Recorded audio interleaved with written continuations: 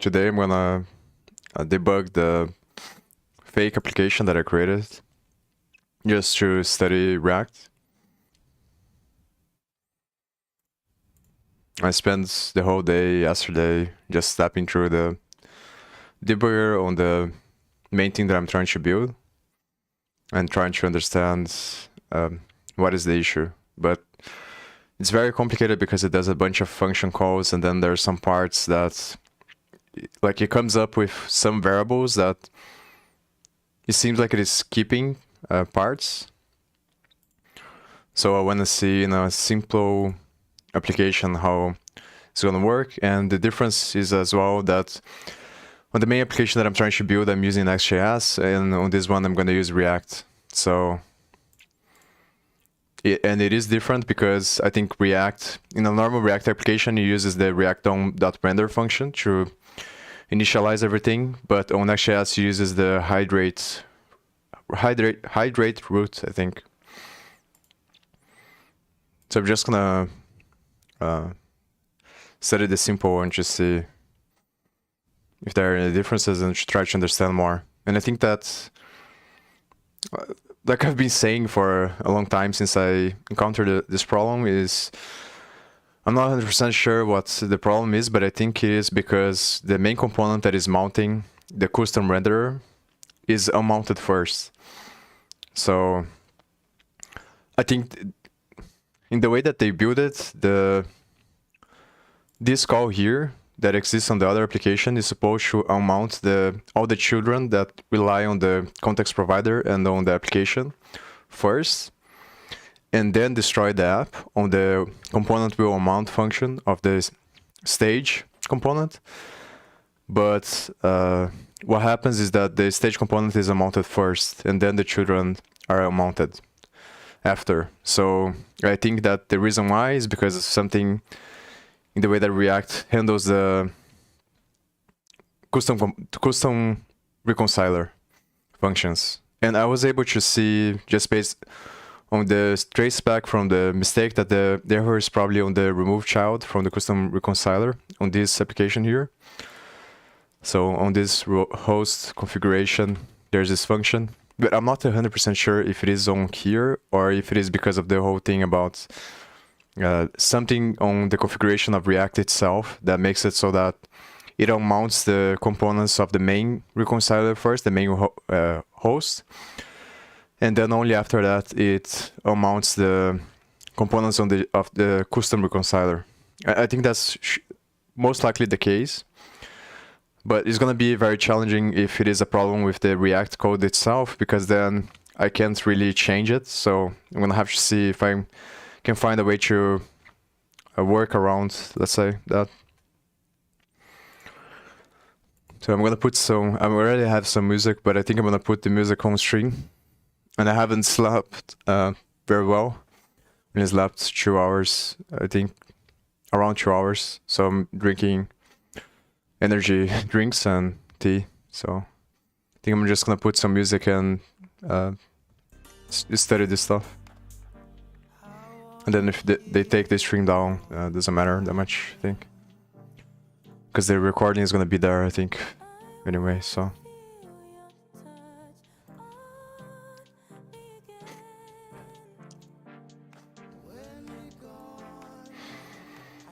But I managed to understand a little bit more, I think. Again, it's like the whole problem, because on the code here is different than if you just follow the execution on the source code itself, because it seems like there's some steps that it skips. And the other thing that I got confused before, I think on the last stream that I made, is that Webpack it doesn't run the server, it just puts everything on one file. So Webpack is the thing that is responsible for putting everything on one file, and I think Babel transpiles the code or compiles the code, the React code, and as you follow the execution, there's a lot of times where it's going to call some function from Webpack of the JSX that is going to convert the JSX function into an object that has key and values, and the type key of that object contains the function of the element, and then inside of some of these functions that it has work in progress or the work loop, it makes it so that the root fiber or the fiber node has access to that through the memoized state or through the state node. So the props of the memoized state are the props, something related to props on one of these objects contains the function of the element itself. Then at one point it runs that function and makes it equal to a variable called component. And it's on those functions that it updates the state of everything. And then after that, on the commit phase, it puts everything on the DOM through the functions. And then throughout the process, it uses some functions that are part of the custom React reconciler. So when you create a custom renderer, you give a different functionality to those functions, and this remove child is one of these functions. So this is the reason why I think that it might be the problem. This also shows up on the stack trace. So it could be the implementation of this that makes it so that the parent is removed first, which I hope it is the case, because then it's going to be a lot easier to solve. Or it could be because the React unmounts the parent first, and then only after it unmounts the parent, it unmounts the stuff that the custom reconciler has. And there is a main function, I think, I forgot the name of the function, but it's a function that has a switch with the work in progress tag, and that function determines what kind of component it is. So there's a bunch of different cases, and one of these cases is host component, and I think it's something like that, something related to host. And then inside of that, you have the logic to append and remove children from the DOM. Then it has class component and function component as well, which is another difference that they have. The way it treats class components is different than the way it treats function components, based on the way that it's going to update state based on the facts. So this is another thing. And the other thing that I realized as well from last time is that the reason why it's not working here when I try to do it with this function component, passing everything from a class component to a function component and using the normal context here, is because React doesn't allow you to pass the context from the main host to the custom host. And they talk about this on the documentation. I forgot. You have to use this technique here, which is a custom bridge. So you create another component and then you consume the context, and then from that component you provide based on this function here. And that allows you to pass the context from the main host to the custom host. But I don't think I'm gonna try to do this because it's too complicated. I think it's better to try to understand how to make it work when I put the custom reconciler inside of a function component. I think that's the place that I stopped yesterday, and that's the reason why I wanted to explore this one now, because I want to understand if it is possible, or how should I implement a custom reconciler inside of a functional component. Because if I can understand that, then I think that it might be a path to try to solve, or give me clues on how to solve on the other one. And on the other application, I was trying to step through the custom thing as well, and I was putting the debugger endpoints. But it's one of those things that I'm stepping over and stepping into the functions, but it seems like somehow at some point it makes some jumps, and maybe it's because of global variables that it's using, and it's hard to follow, to understand like at what point is handling the custom components and at what point is handling the main components and how they are related. So it's very hard to understand. Hopefully here it's gonna be easier, but I think it's gonna be hard. So I'm gonna spend as much time as I need until I solve this, which might take a very long time.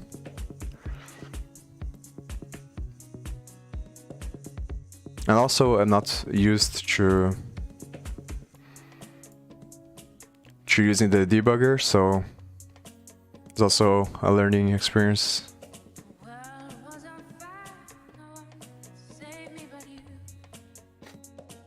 This one has a lot less stuff here. Next.js has a bunch of different functions before it starts the React part, from functions from Webpack to set everything up. Also, figure out, and I don't know why I didn't think about this before, but there is a repository that has all the code for Next.js, so I can study this code as well to try to understand how it works. And I did spend some time looking at it, and some of these functions set up the server. So I think it's worth at some point spending time understanding how it works, so that I can gain more clarity over this stuff that is not shown.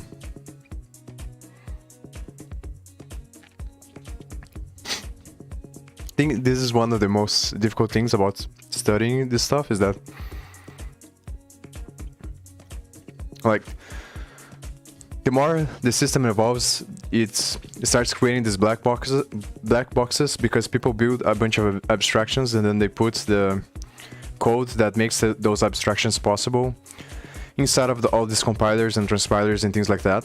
And it makes sense because we want to hide complexity. It makes things simple to develop, and then you put all the complexity under the hood. But then the problem is that you're building like this giant iceberg, and then most people only see the surface, and then it becomes this black box inside of the ocean because you are hiding everything either on a language that is extremely difficult to understand or in binary. So then the problem is that it becomes very difficult for people that are coming into the industry to understand what's going on, because unless someone explains to them, and even if someone explains to them, you have this effect that people are gonna, like, I don't want to know other people's perspective on what's happening. I want to know what's happening. So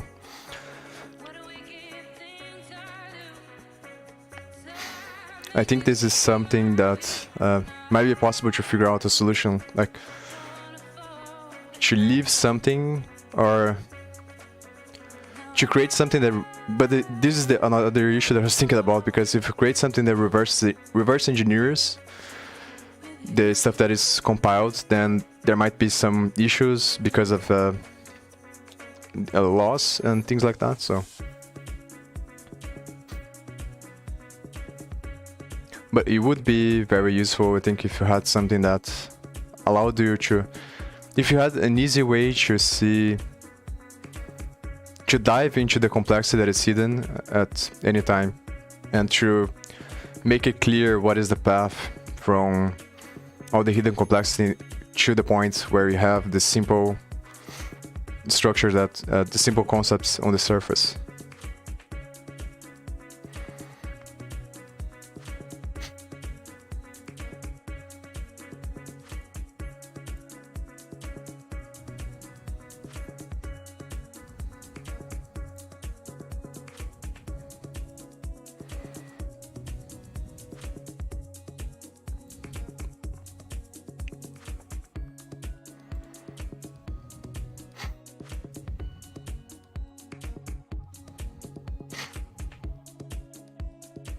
I think also I'm gonna remove the camera after 1 hour and something, because I think I'm gonna try to spend more time here. Sure.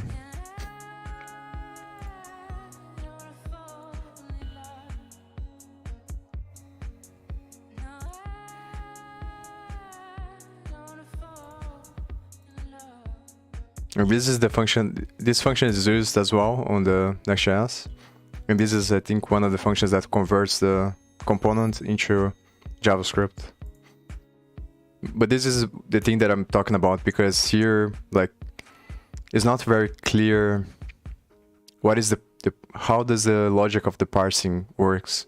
I also found a very interesting repository when I was reading the Babel documentation, that it is a super tiny compiler, and it seems like there's a lot of comments here that explains like a very simple version how it works. So I think I'm gonna study this stuff next. First I need to solve this, and I need to solve the other stuff from the visualization. and then because the way that I'm thinking about, I'm gonna study the compilers because I want to build a version of a compiler, but then instead of compiling the language, I'm gonna make it so that it creates a graph. That's the goal, I think. Because I was thinking about it, and the only thing that changes between languages is the memory management. And I think the principles of everything is always the same. I think the fundamental things are if statements, functions, and for loops. Those are the core things. Everything else is an abstraction built on top of that. So at the bottom layer, everything is the same. It's just different data structures. And as you increase in complexity, then it increases the complexity of the data structure. So you can view everything as a data structure. Like you can view a whole application as a custom data structure. So what I want to achieve is to be able to deconstruct everything, just these basic fundamental things, and then show how the complexity evolves into the concept. Because that evolution is going to change the way that the geometry of the thing works, and hopefully be able to highlight the differences and the reason why different languages exist. I think that's going to make it easier to understand what is going on, because then you can look at a project and you can just think about the project as a collection of functions and for loops and if statements, and then you don't have to spend a bunch of time.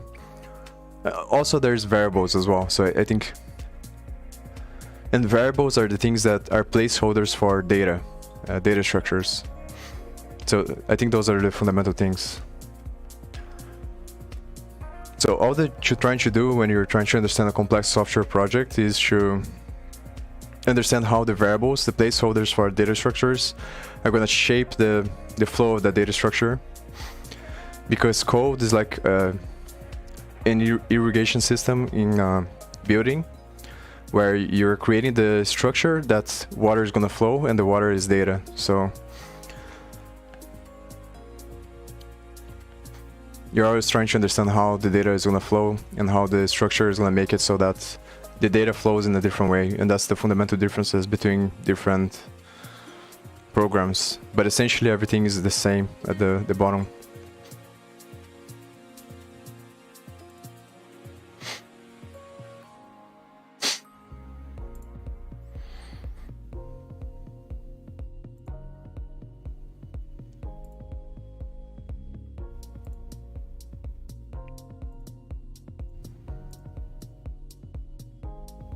This function also is pretty much the same from the other application that I was looking at. I think this is the function that converts functions that convert the function into the React component into a normal function, or an object that contains the properties of the element.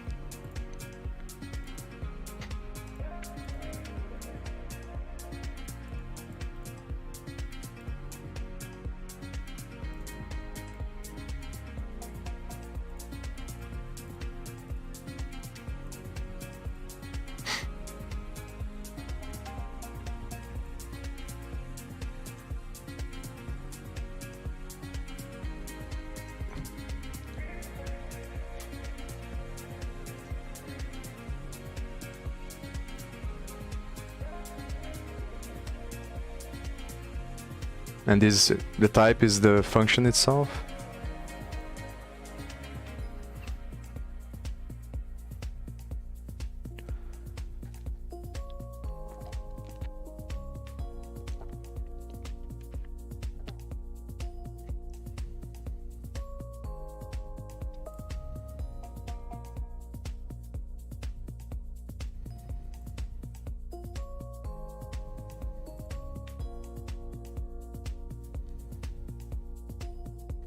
Yeah, so this is the function that I was actually looking at.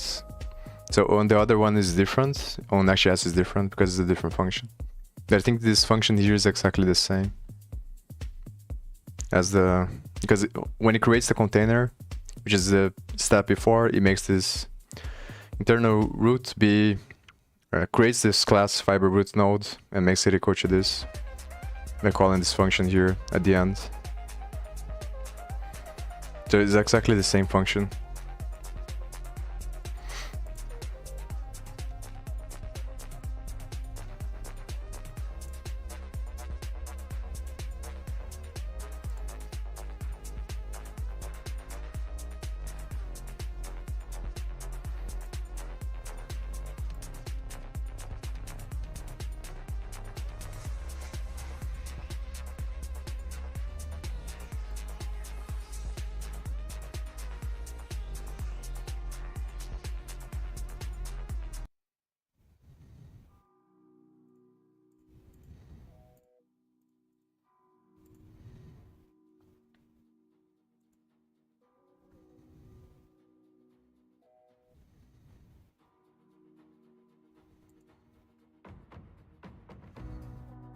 Return is the parent of the current node.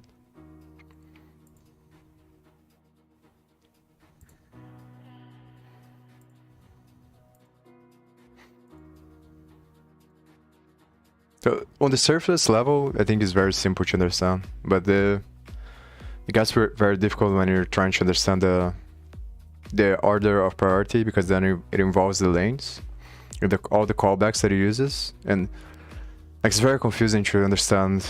I think that's the main issue, is the callbacks, because I think, or it's just because there's a lot of stuff going on. Because I remember when I was stepping over the other one, like there are some points where it goes back because it finishes the executions of the functions, and then I think it probably executes some function that is set up a long time ago in the callback, and then it seems like it makes this jump out of nowhere. But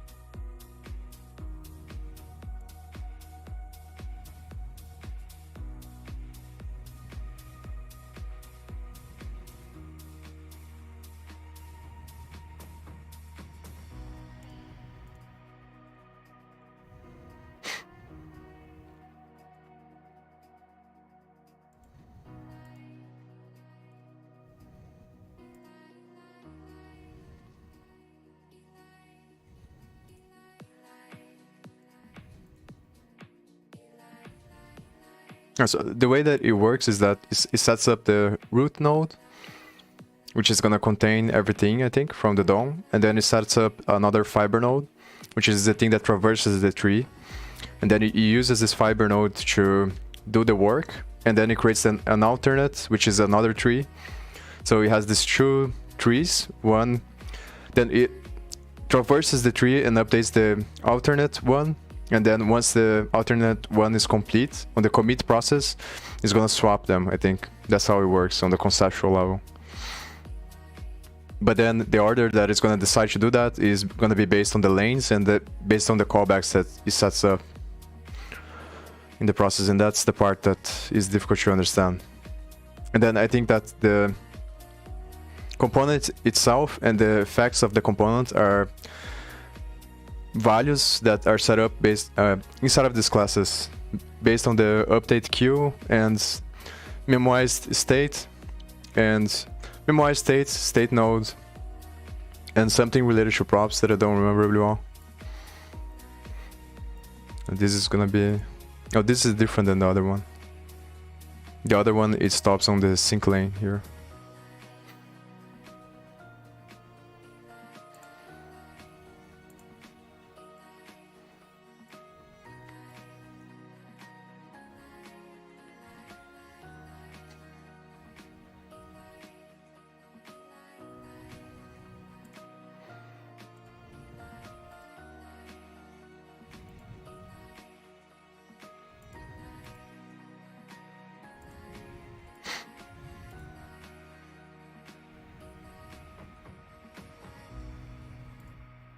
Oh, this context is also difficult to understand how it works.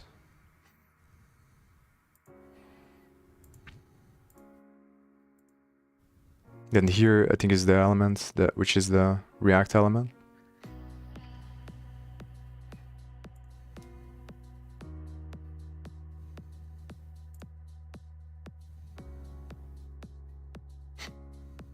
Yeah, so the main one is the React strict mode, and the other one is the, I think I'm gonna close this one for now.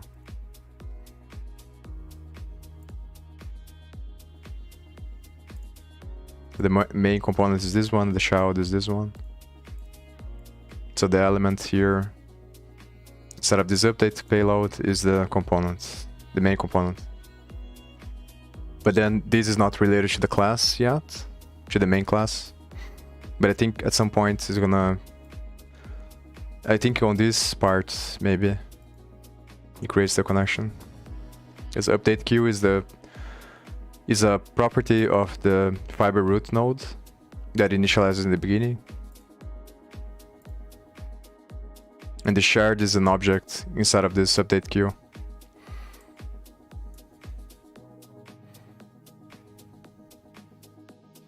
And then through this pending, I think it connects both of them. But maybe not.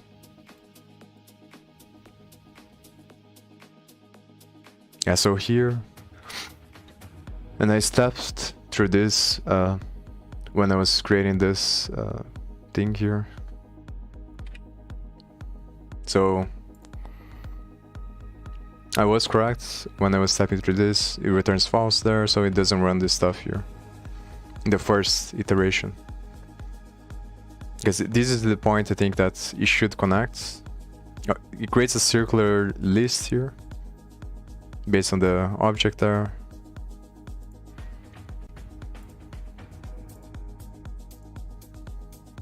But I'm mainly trying to understand at what point it's going to connect the fiber root node or the fiber node to the React component, and how the state is going to be connected. To understand how how is it gonna set up so that changes on state or props is gonna make it so that it starts the process of updating the nodes. I think I'll be right back.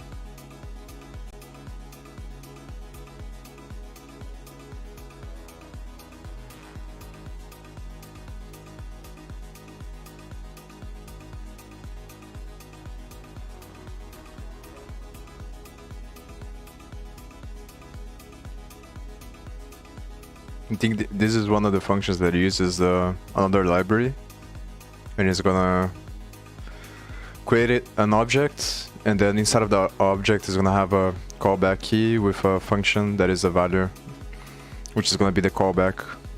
But then I don't understand really well how, at what point is gonna call that function inside of that object. Which is gonna be this one, perform concurrent work on root, I think on this instance. There's this one, and this one is the function from the other library.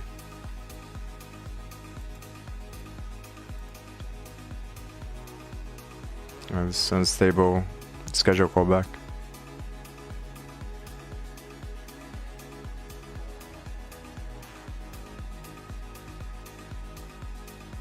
And then it returns this new task here.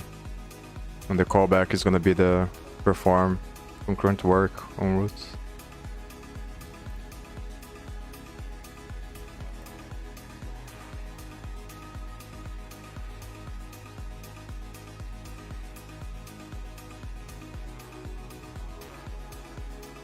Also have to remember how heaps work. I know there is a tree structure and then there's several different implementations, I think. Maybe not, maybe there's just two, the min heap and max heap. Min heap is that the one that has the smallest value in the first, or the node that is at the top, and then the max heap is the one that has the highest value as the node that is on the root node that is on the top.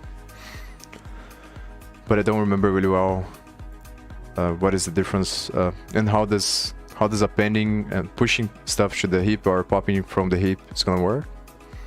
I think pop depends on the whether it's a max heap or a min heap, and then it's just gonna get the maximum or minimum. And I assume that's the reason why they are using a heap, is because they want to know that update with highest priority. So it's probably a max heap that they are using.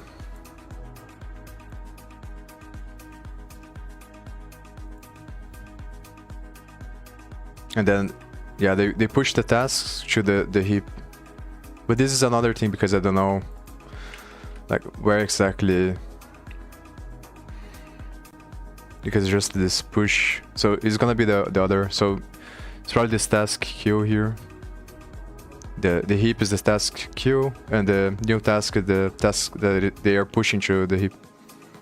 So maybe this is the part that I missed last time.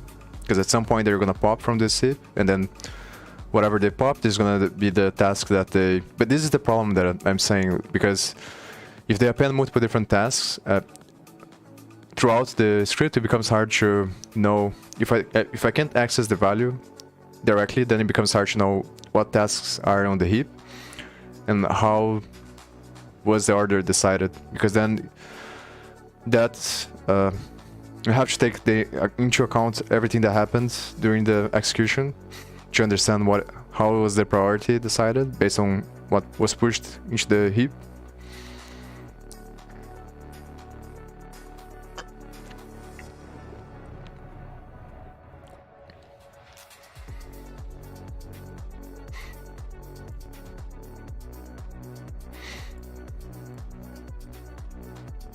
Yeah, it's just a global variable.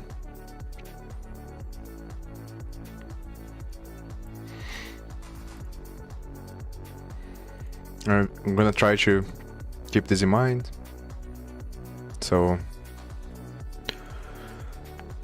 when I run into the function, when I run into a function that pops, I remember.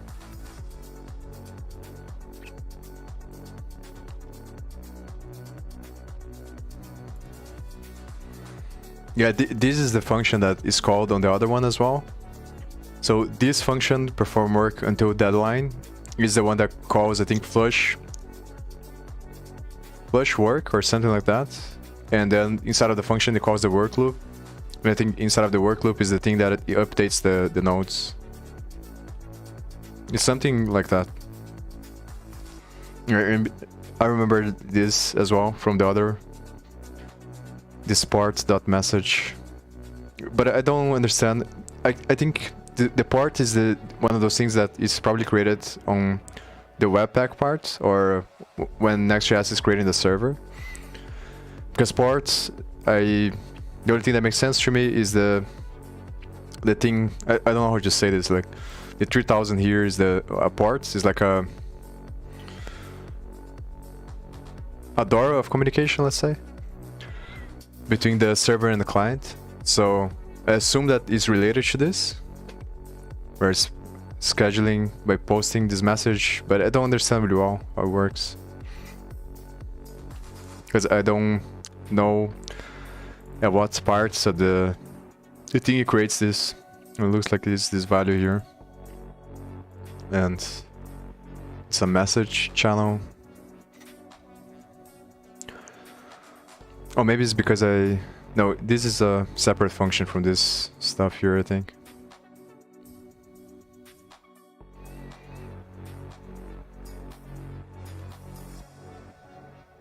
Maybe not, maybe because it has else if, so this is probably part of this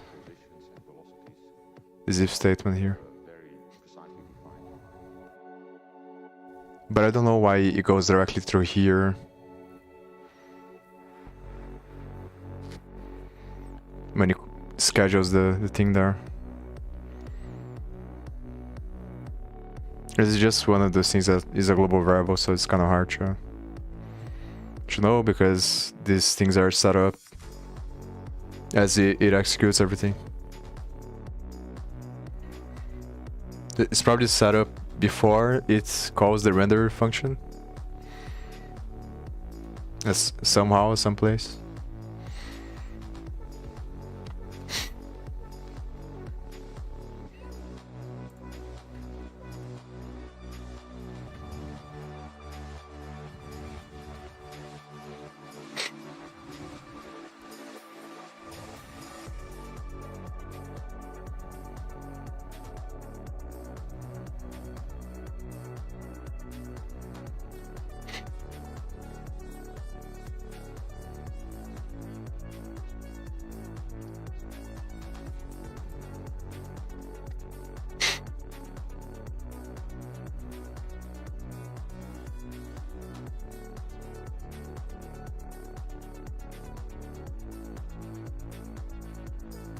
Yeah, so a worker is something that allows you to create different threads, I think. So the purpose of the worker is to allow for multi-threading, because JavaScript is single thread. So when you use a worker, it calls another process in another, I don't know how to say that, but it allows you to have two different threads running at the same time, I think.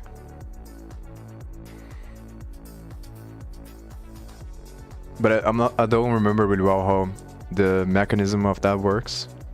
If it sets up a event loop or like a micro task, or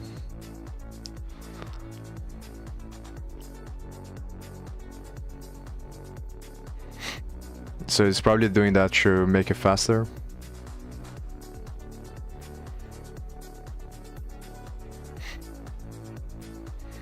So it's not between clients and server, it's just through different processes in the browser, I think, that it creates.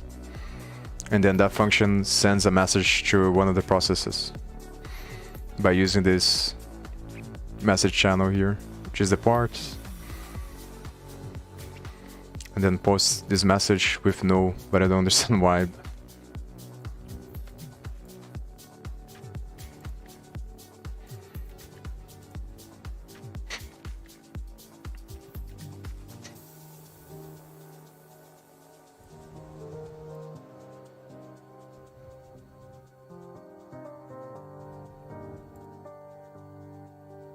And then returns the work loop, and the work loop is the thing that's gonna update the tree. So this is the function flush work. But I don't understand how from this one it goes back to that one. This is the thing.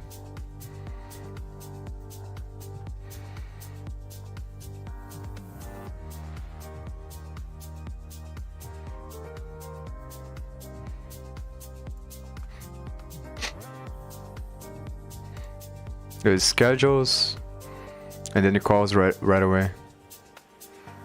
It posts the message to this part, and then it goes here. So I don't understand how that works.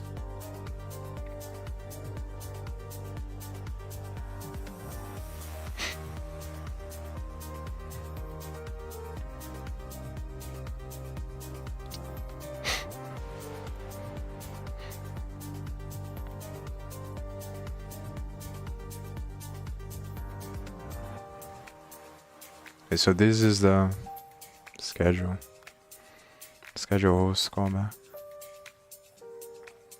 Oh, this is a global variable and it sets up to flush work here. And it's passing as the callback. Then it calls this inside of this function and goes to the other one.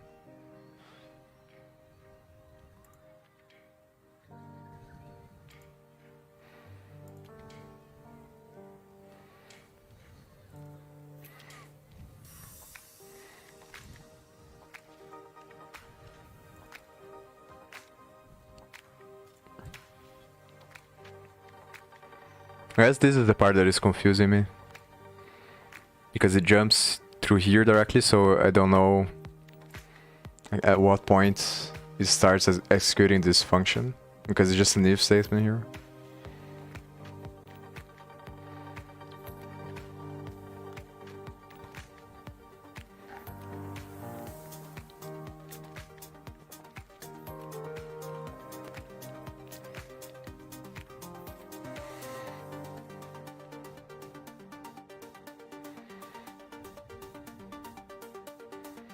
So I assume that at some point it defined the message channel in this local set. I think this local set emitted was one of the values that was setting up on the functions before, that I just went through really fast because it's not the main thing that I'm trying to pay attention to.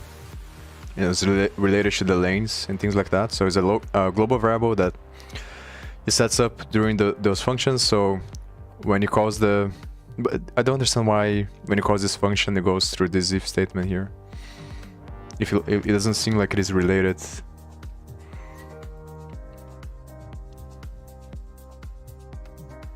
Maybe because it's defined inside of these if statements. So in order to execute the function, it runs the if statements before, but then like I don't know. I didn't know you could do that. Maybe it's because it's hoisted to the top. It could be that. So because the functions are declared here, they are hoisted to the top, which means that they are moved to the top when JavaScript is reading them, let's say. Then it first reads the if statements and then runs the function depending on the variables, which are global variables. And then because the message channel is not undefined because it was defined before. But then why does it create here? A type of message channel. So if the Node.js or JavaScript execution environment has this message channel, then it goes through here, I think. That's what it's doing. And if it doesn't have, it just calls this function instead. Non-browser environments. Yeah. So if it's a browser environment, it's gonna contain the message channel. And then it's gonna call this one. And if it is not a browser environment, it's gonna use this one.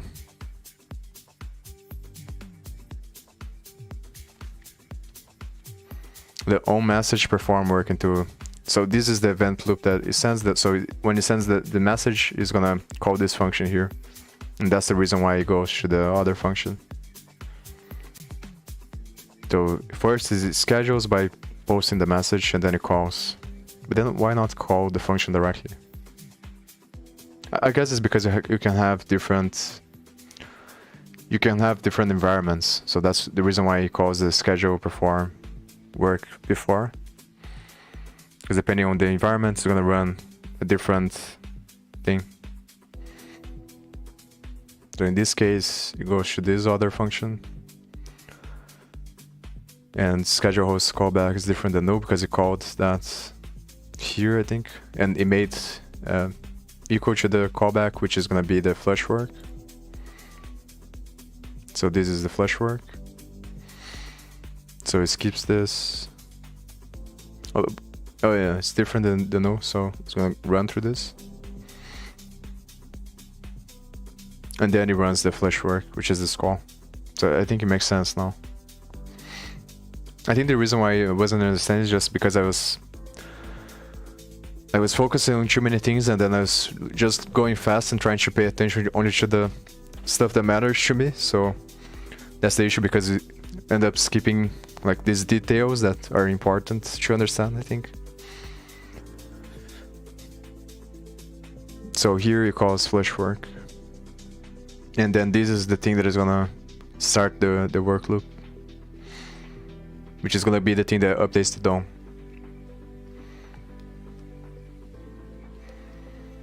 I guess what makes this difficult to understand is all the global variables that it has. This is one thing to keep in mind, I think. Once I'm anxious to the part that I'm studying the compilers, actually, because I think that's the most interesting part to me. And I'm not even sure. Like, I have no idea if the thing that I'm building is going to be valuable or not, but I have a very strong intuition that after I build the stuff that I'm building now, it's going to open up different doors, let's say, that will allow me to create something useful out of it, I think. So maybe it's not useful directly, but then as I'm building, I think I'm going to like learn a lot of stuff, and then from those things that I learn, I can pivot into something that is probably going to be useful. So I think one thing that is a common thing from the past and from this is that global variables make it more difficult to understand if you're just stepping over the execution by looking at the source code, because it's both local variables and global variables.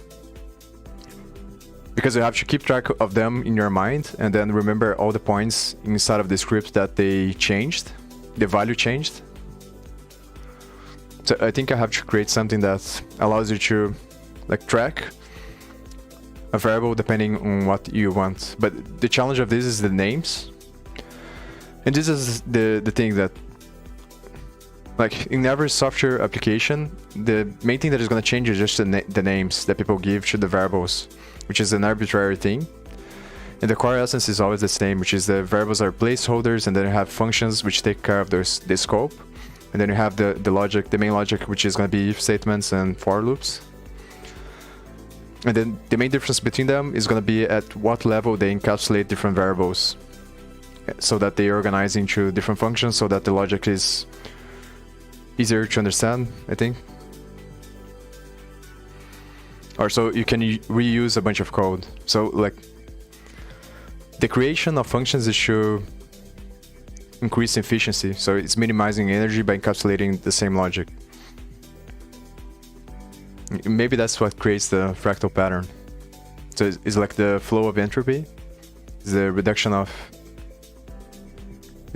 of entropy is like minimizing energy, and to do that you encapsulate the same logic into functions, and that creates the fractal pattern. So every time that you have functions that logic that scales and it repeats itself, it becomes a fractal pattern.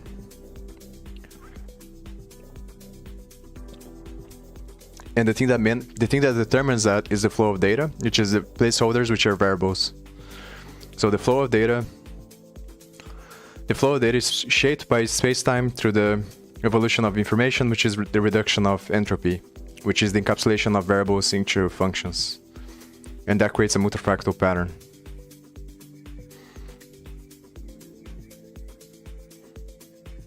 And then the thing that is going to change between applications is just the names of the abstractions that people give to these variables. And that depends on...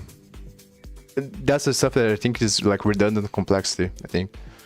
That it makes everything harder to understand, because it makes it harder to distinguish what's fundamental than what's just an arbitrary choice. But it's not like that it's people's a mistake to do that. It's just the natural way that we do things. It's the reason why the language is different, I think, in different places. Because the computation of the collective consciousness doesn't scale with space-time because of the way that culture evolves. So it's the same thing in programming. That's, you have multiple different languages, and they are not necessarily like, they're not 100% fundamentally different from one another. there is a great amount of differences that is just arbitrary choices based on the preferences of people to encapsulate the logic into concepts and give it a name. So I think that the way to maximize efficiency is to be able to clarify that in a visual way, to filter what is fundamental, then what is just added complexity, and then to be able to capture the patterns across multiple different languages, I think. But it's very challenging because the way to do that is to understand how, the question is how I'm gonna be able to, because at the same time you don't want to make it complicated. That's the issue. The names are useful because they allow you to reduce complexity. It's a lot easier to remember a combination of 4 different names if you put them in groups than to remember a single name. And that's the reason why I create concepts, because it allows you to become more efficient. So instead of remember each single number, for example, you can remember a collection of numbers, and that way it allows your mind to scale more. And that's why we create concepts. So the problem is if you break down everything to single numbers again, then it becomes too complex. So I think so the question is is it possible to create a unifying framework that you always give the same name, but then you break everything now, but because it's always the same name, it's a convention of everything. But the issue with that is that it might not be scalable, because if it was, then this would be the case in the first place. And I think that natural progression is always going to be to break down, because the way that human beings evolve. So if you try to create a convention, then it's going to start off as a convention, then it's going to split into a polarity. That polarity is going to split into relativistic polarities, and then it's going to create a flow of information, which is going to be a complex multifractal object. But maybe that's the evolution of the wave function. It's just gonna it becomes complex and simplifies, and becomes complex and simplifies, and is a wave. And, yeah. And I think I was watching the Lex Friedman podcast with Stephen Wolfram, and he talks about this as well, and I think I agree with his view that the universe is the current universe is the one that has pockets of reducibility, and in combination with computational irreducibility with computational reducibility, and that's what creates the essence of space-time, is the funnel of information. So I think that this is it's kind of a paradox, because it's the natural tendency, but then you can't really. The natural tendency is always to find pockets of computational reducibility, but you're never going to get full computational reducibility, because if you did, then there wouldn't be a flow of time, because there wouldn't be entropy. If the universe was reducible computationally, you wouldn't have entropy, because you wouldn't have disorder. So you need disorder to create order, and is a symmetry. So the equilibrium of that is the frequency of computation, which is awareness, I think, and the flow of that is the flow of information. So I think that's the flow, but yeah, I think that's maybe the direction to go. Study the compilers and then try to capture the essential structure, and then create a visualization that allows you to see the differences between the fundamental differences between different projects, and then to highlight how the abstractions, the arbitrary abstractions, are created.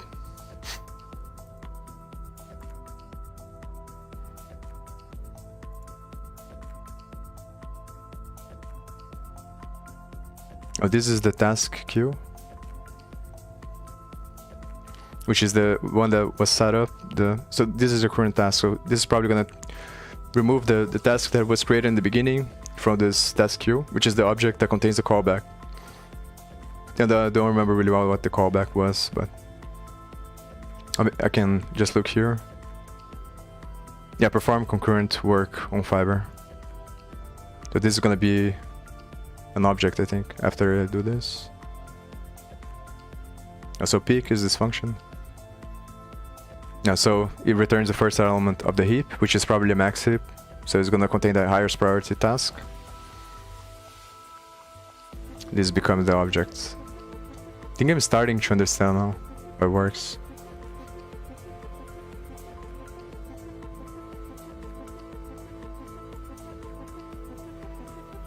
And then a callback is the perform concurrent work.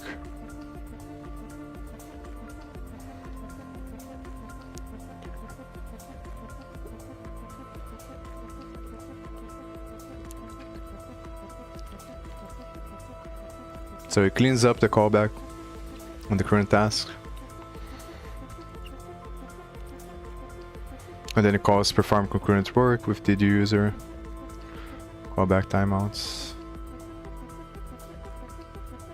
I don't think I'm gonna pay attention to this variables now. It's just a detail. The other thing I'm constantly trying to think about is like this balancing between focusing on solving, on being practical and solving the thing, and focusing on understanding.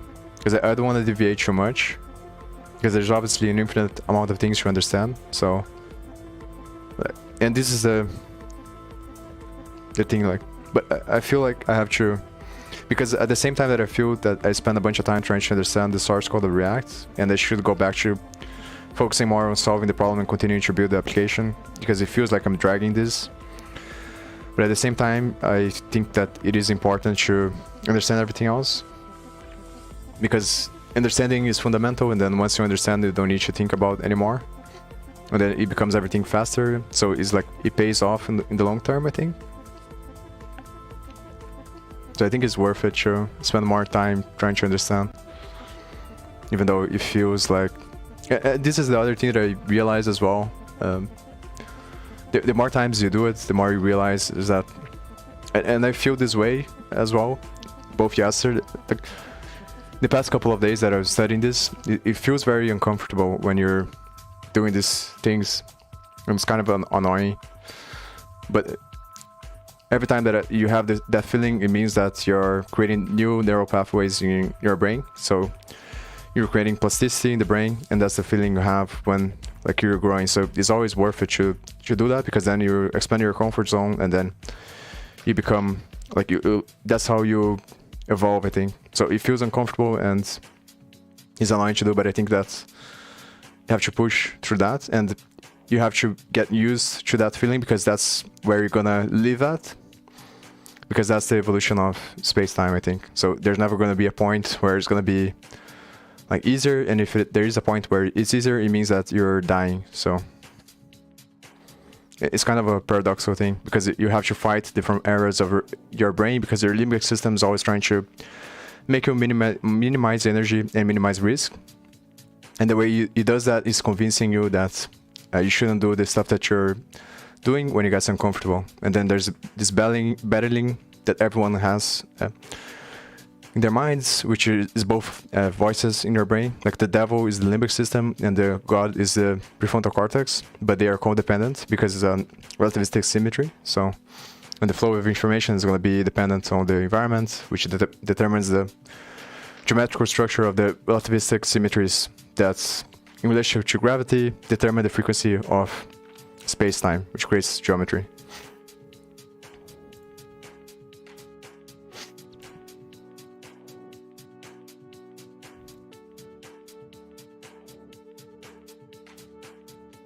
I think this is the function as well that creates the effects on the components.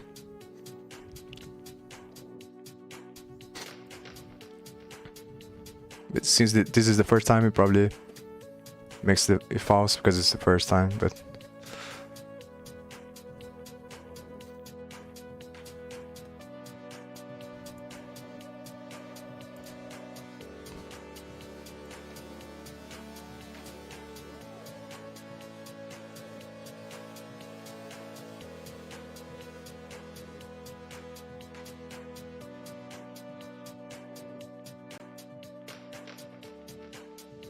so it always goes through this process again, which every time that it runs the execution from the React DOM, following the functions and everything, and then once it gets to the point where it has some JSX, it goes back to these functions that compile the JSX into normal JavaScript, so basically transforms it into an object and then one of the values of the object is going to be the actual function. But I don't understand really well because like the function itself still has JSX, but I guess it compiles the function again once it calls it to create the components.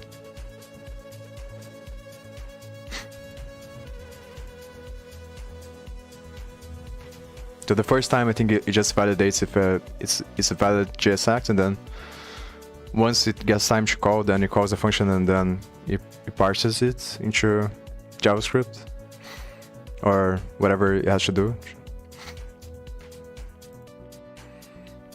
to create the object with the properties.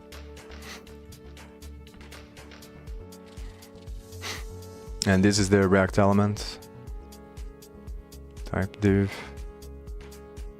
which is the thing that I have inside of the custom reconciler.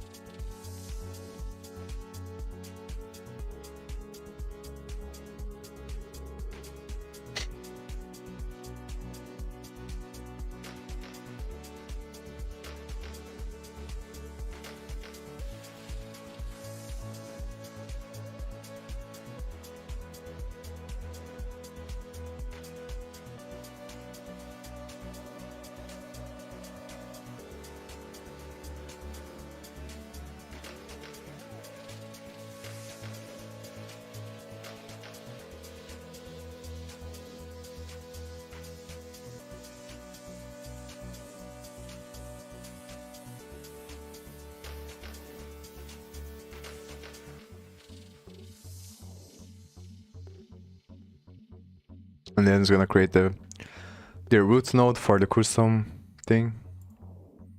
It just creates the new class. I should just step over this.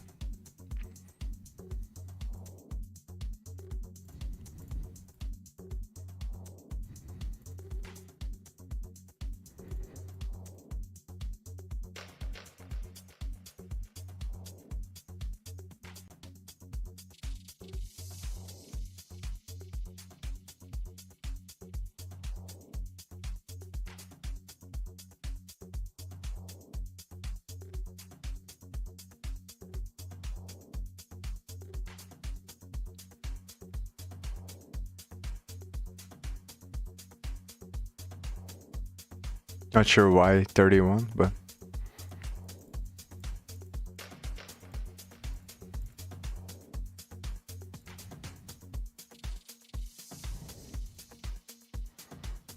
blah, blah, blah. Then the uninitialized fiber is going to be the fiber node. It's going to be the thing that traverses the tree and updates when it's doing the work. And then it creates the link based on the current to the root node. It's pretty much the same process that it did for the... I think it's the same function for the true, but because it's using... Yeah, it's calling the same function, and you... Not sure if you can change the logic base. I think you can't, based on the custom reconciler. It just calls the same function in order to initialize a different host instead of the other one.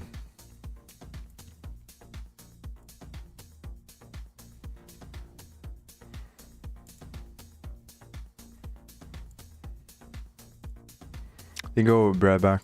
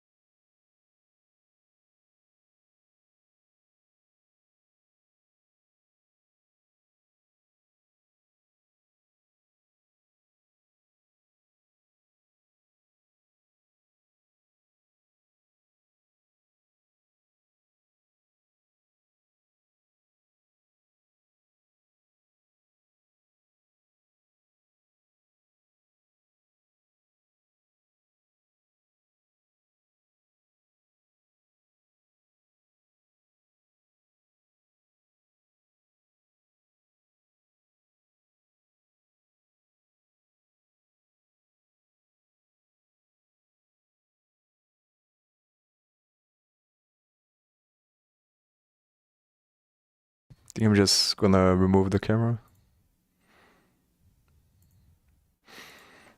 Just to remove the reflection on the monitor.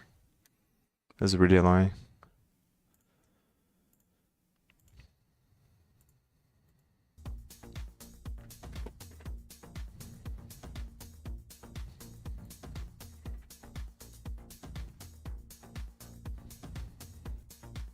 Oh fuck.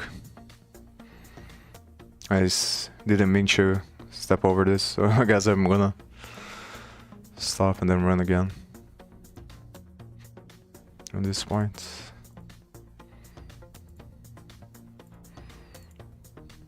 Oh, maybe I looked into this. No, I think I looked into the first one.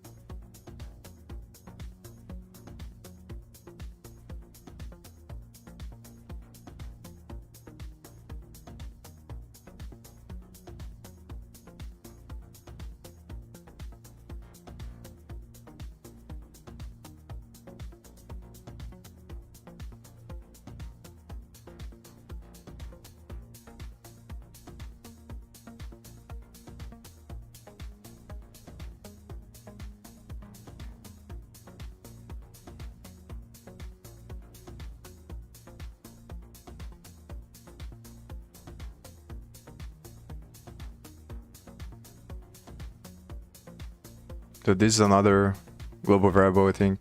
Works in a similar way probably with the task thing. You're just pushing updates through this thing, which is gonna be a queue. So queue is first thing, first out, I think, in data structure. The stack is first in, last out. So queue, I think, is first in, first out. So it's kind of like a line, or you put stuff there and then you remove from the other side. And the stack you put and then remove from the same side.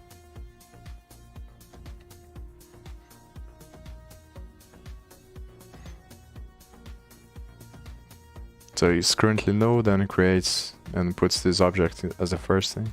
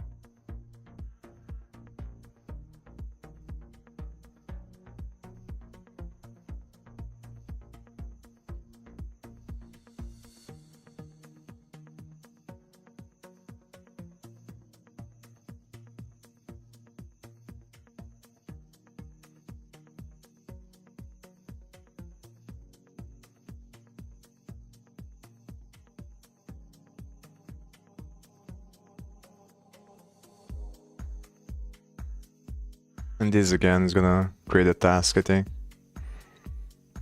To perform sync work on root.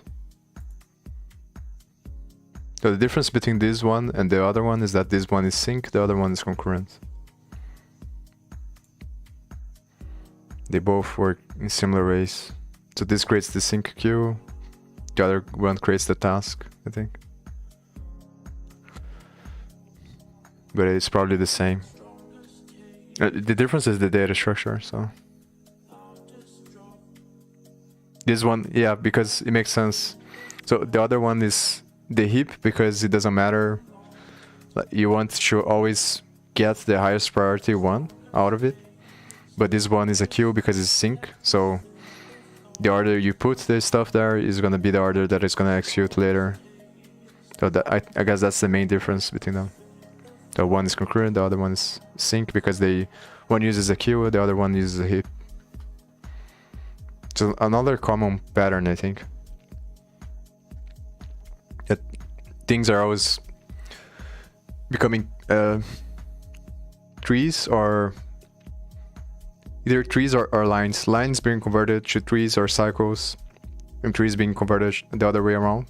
I think I posted on Twitter this before, that it is correlated to the fast Fourier transform, I think. It has something to do with the fundamental way that the universe works, I think. And that's the wave function. The wave function is the conversion between the cycle and the line, because at some point they are the same thing. So the conversion of them is the passage of time, which is the wave function, which creates a multifractal spiral, which creates the geometrical structure of everything else. That's the main essence of the gravitational force,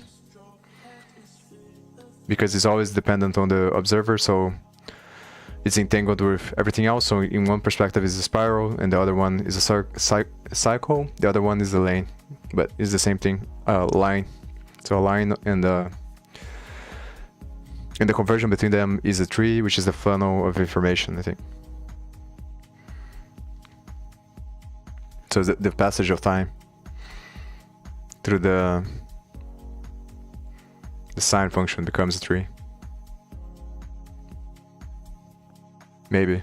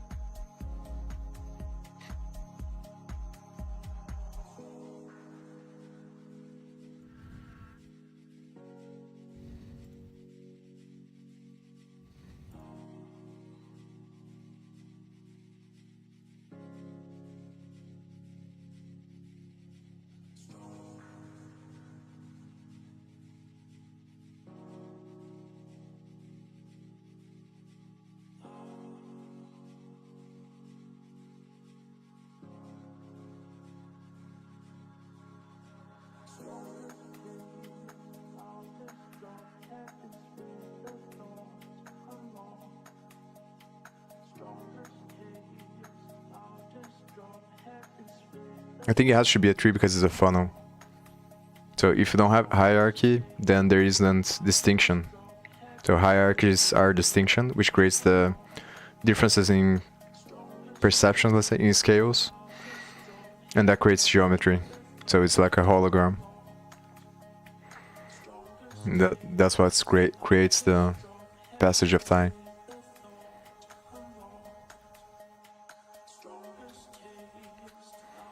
Because obviously if everything is the same, then nothing exists. And then if you have hierarchy, which is just the order in which things are going to be updated, let's say, it creates a funnel, which is a tree.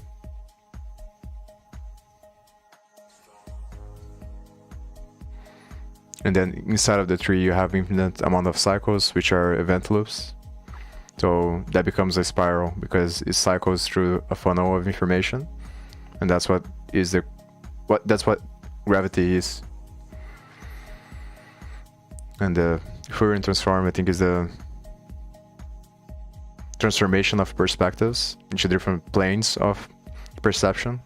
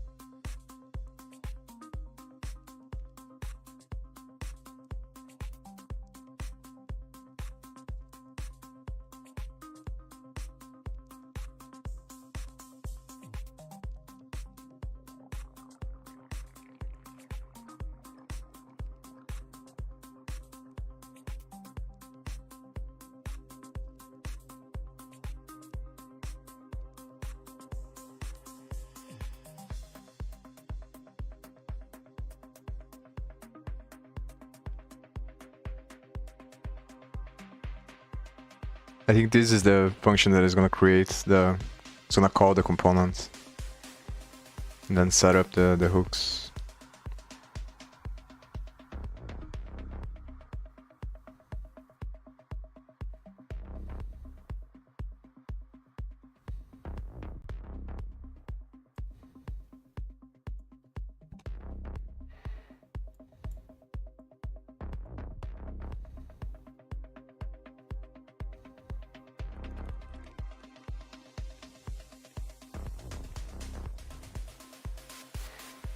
And so maybe I skipped something, because I think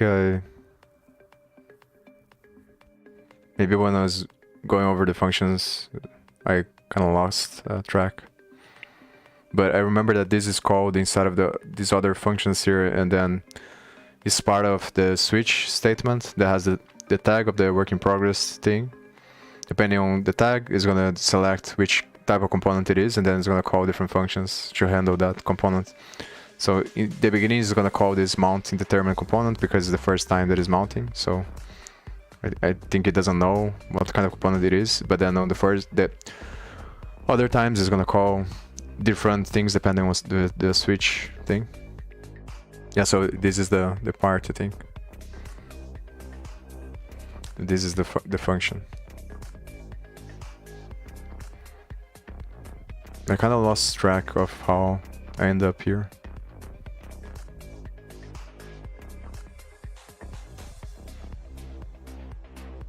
I guess it's because it goes back. That's the thing. Because it set up that call here, and then it goes over the components and like parses everything, and then when it comes back, it goes directly to the function that it had set up the callback. So it goes back to this one, which is set. Oh, what is the past of set?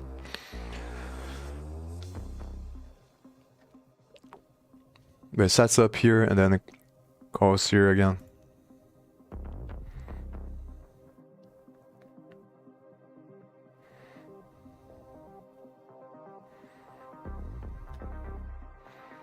These are the parts that I get lost, I think. It just jumps around from one place to the other one.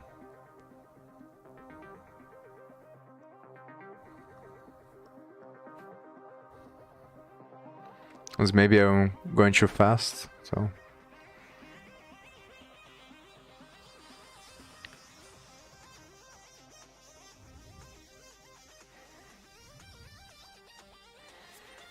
I think this one sets up the stack to create or make the updates. But in the first time I think it just returns nothing or turns on the... That's the other thing that is annoying about the debugging, is that once you go forward you can't go back. So if you miss something you have to run everything again. I guess I can set up breakpoints there, but it's kind of annoying anyway.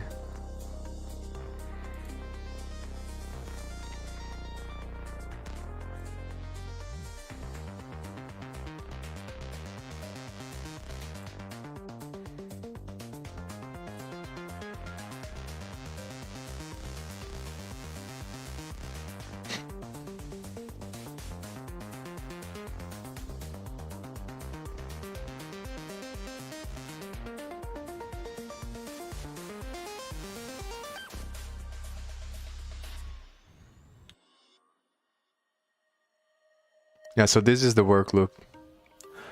So at different points it appends the tasks to the heap, and then with this it pops each task and executes them based on the callback here,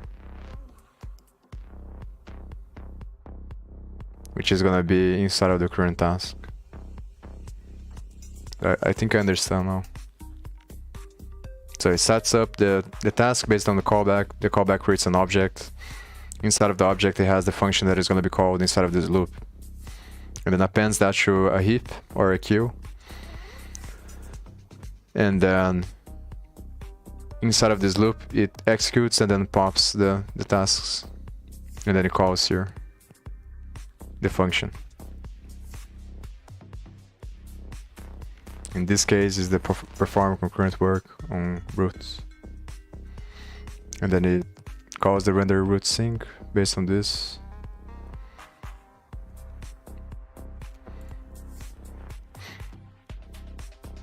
And then this calls the work loop sync.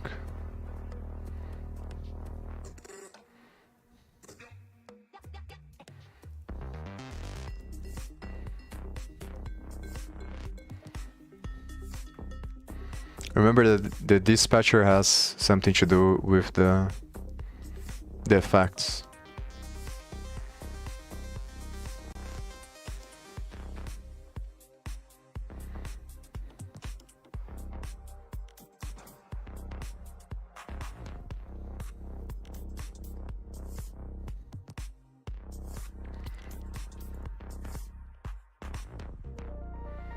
I remember looking into this as well at some point. It depends on the React shard internals. There's gonna be this object that contains this stuff.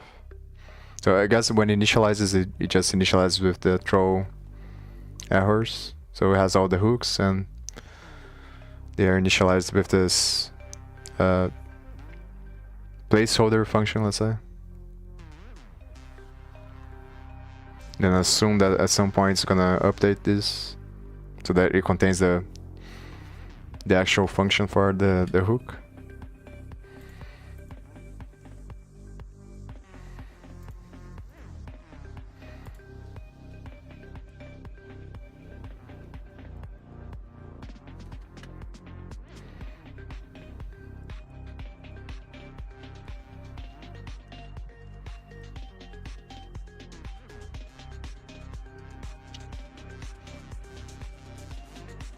And then remember this function as well, so this is the loop that is gonna do all the work on the fiber, the fiber tree.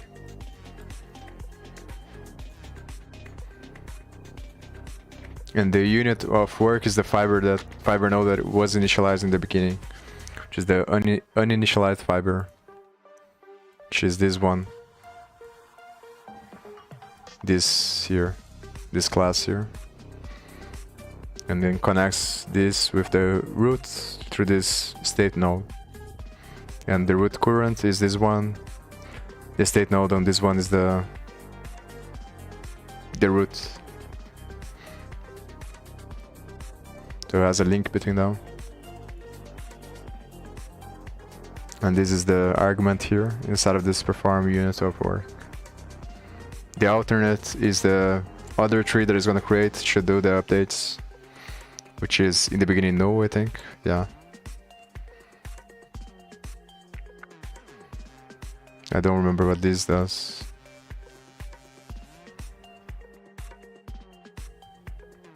Probably sets the current, like it says, should be the fiber nodes, the current fiber node.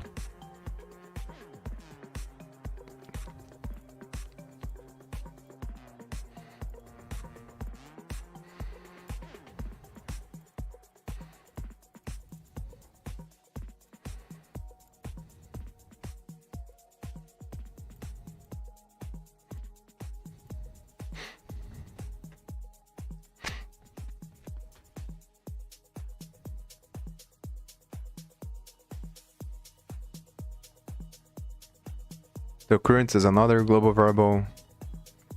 Probably gonna keep track of the current fiber that is performing work on. And then it is using this stack to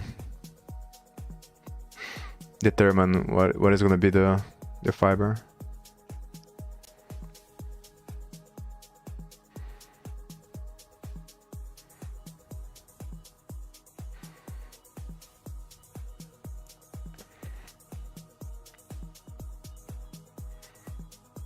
This is the function that it calls.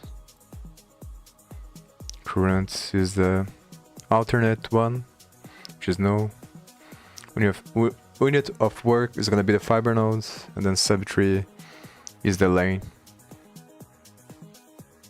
And then it passes this stuff here, which is going to call this function, and this is the function that determines. The thing I think I missed before is what is work in progress. Where does it define this? I think I couldn't find last time. Yeah, so I guess it's passing here. So this is the first time that is. I think I got lost when I was going over the execution. And then I tried to find the definition of this, but it doesn't have a definition because it's not a global variable. It's just implemented inside of these functions as an argument. So work in progress is going to be the current fiber node, which makes sense, and the current is the alternate tree. So the work in progress is going to be this class here.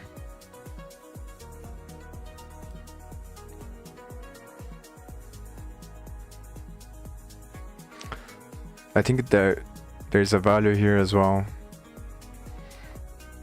Maybe it's not. Yeah, here. And this is the alternate. The alternate is the current. Here. Just no in the beginning.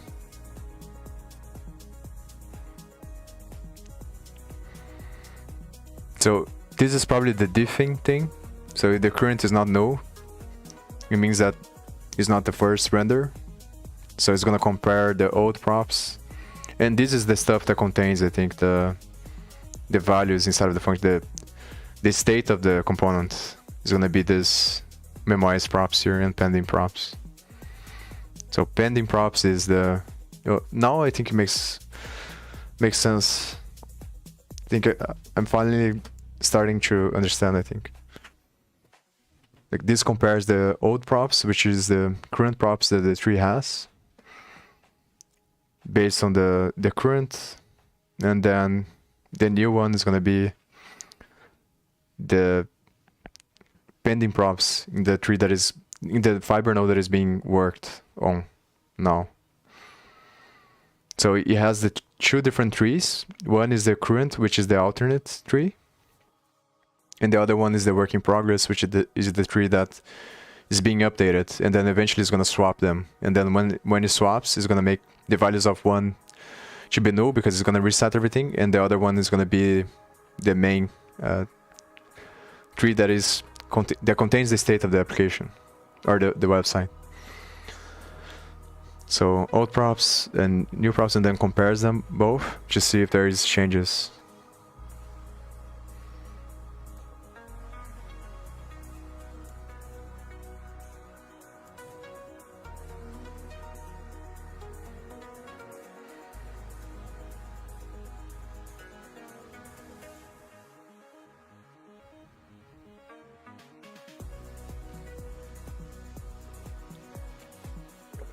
So this is the function that is gonna handle the context. I guess this is the part that is difficult to understand though. Obviously, right now, on this part that I'm actually at, I think it's not gonna call this because this is gonna be null, so it's gonna skip this part. But once it has the state, then the question is, at what point it sets up this pending updates based on the context. I think this is the main thing that I want to understand. How does it decide the order of updates based on the context? Because that's going to determine what gets unmounted first. Because what unmounting is just updating the nodes, I think, the value of the nodes, and then swapping them. And the order is obviously important because you want to update the children or the dependencies of the context before you update the provider. And that's the main issue I think that I have there on the other application. It updates the main component first, and then it doesn't update the children. And it should be updating through the call on the other one, so, but I think that for some reason it's not. So in the other website that I have there, it does this call on the when it's unmounting the parent component, and I think this call is supposed to update the children that rely on the provider, but for some reason it doesn't. Maybe it updates them, but it doesn't update the... But I think it doesn't, because if it did update, then you would unmount the custom component before, but it doesn't do that. It unmounts the main component first, which will be the app, and then only after that it tries to unmount the children inside of the app. Because that's the thing, the app is determined by the host reconciler, the host renderer, and this contains as the child the thing that is going to provide the context for the custom component that I have on the other thing. But then it unmounts this first. It updates this first, and then on the unmounting of this, is where this logic is at, which is a class. I guess this logic is supposed to unmount the custom component, but it is not unmounting. That's the thing. It must be a mistake on the implementation then of the remove children. That for some reason in this function here, in this function, maybe on this function is supposed to unmount the custom component, but for some reason it doesn't. I think if this function unmounted the current component, then it would work, because this would be called first. So I have to understand why this. The thing that is weird to me is, like, if this was the mistake, then why didn't they fix this before? That's the question. As it should be working before, or it's just like a memory leak that they didn't realize, but it wouldn't make sense. Because on the other components, I think it works. I think it's just when you try to use a custom component and that relies on the context of the app. That's the thing. On the other ones, I think it doesn't give any errors. So, but it's hard to understand why though.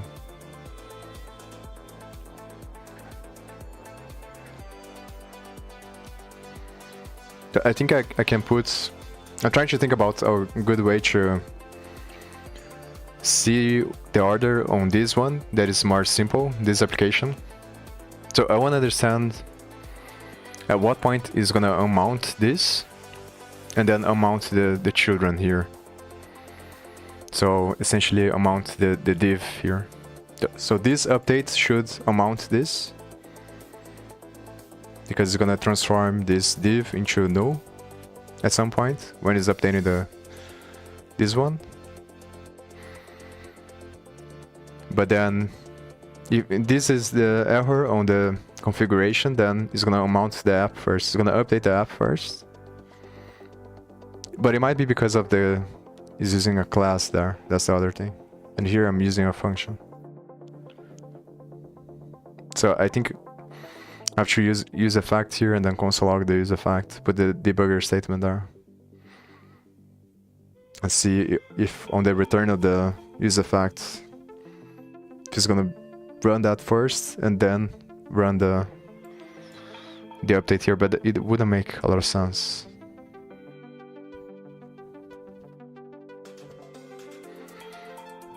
I guess I can put this inside of the return statement of the use effect on this component. And then I have to put something inside of this one. Sure, that's the issue.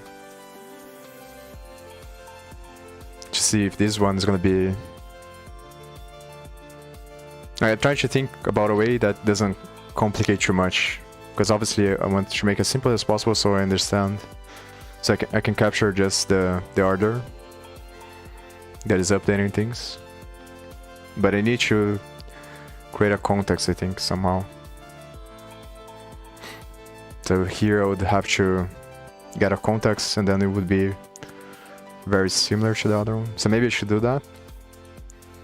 Just copy the other files that are gonna create the context here. Or I can just create a context, like a simple context here, and then instead of putting no here, I put the context and then I put no. But first I'm gonna go over this, then I do the other thing. Maybe I'll write a comment here. The problem is that I can just write and then not save.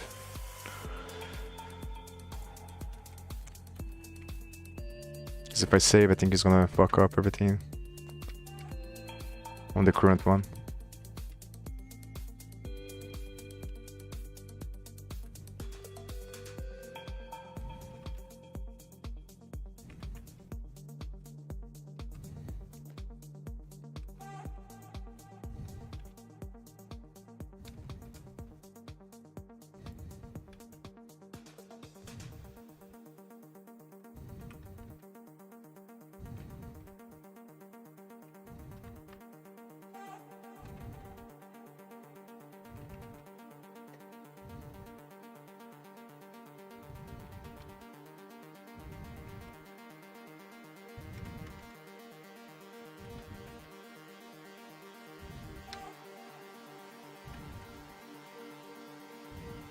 Something like this.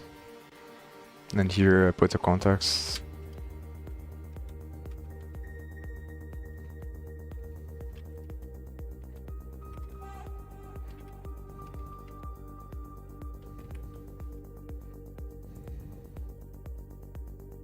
Yeah. So I think this represents more. And then I have to console log there.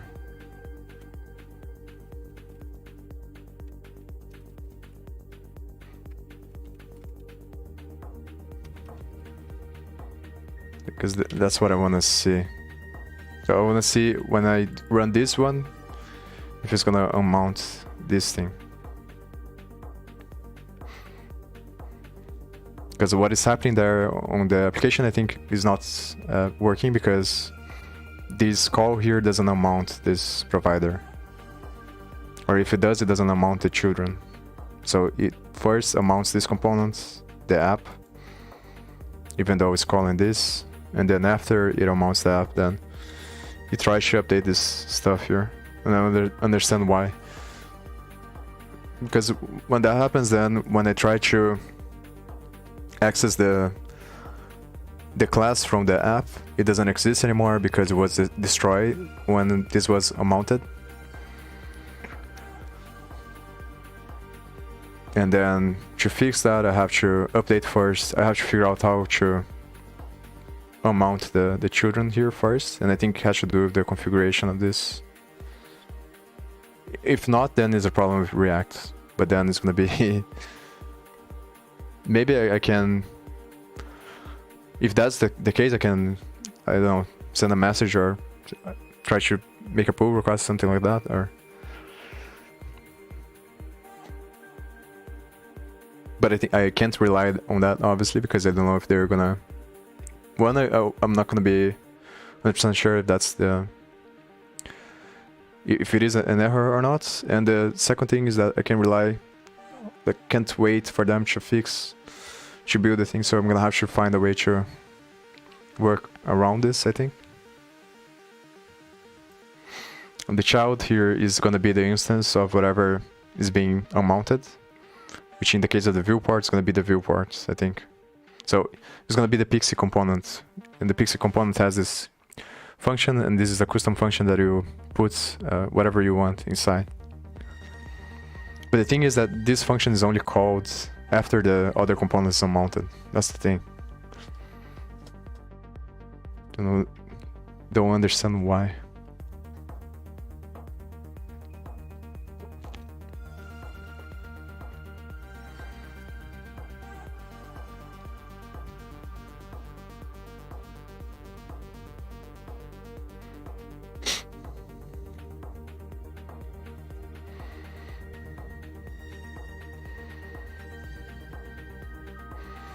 Now let's continue to follow this for now. And I'll go back and see.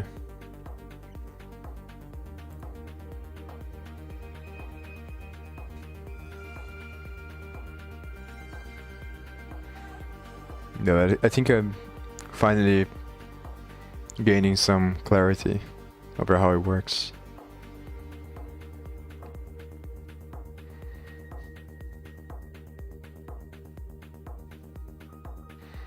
I pass the currents, the nodes, type, other lanes.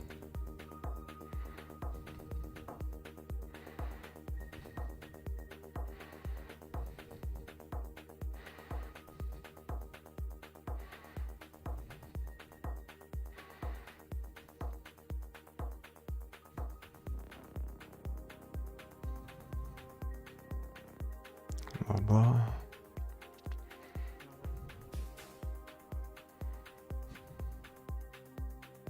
Our component is the type, which is the function.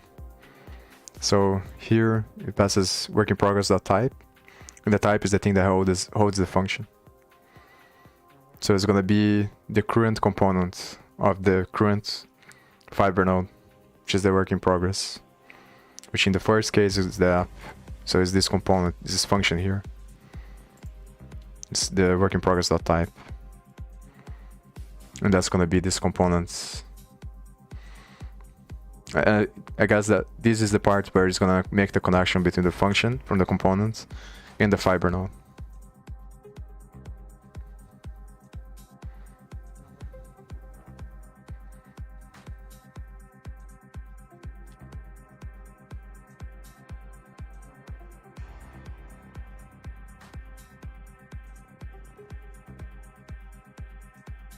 Just making sure that I understand what's going on before I continue.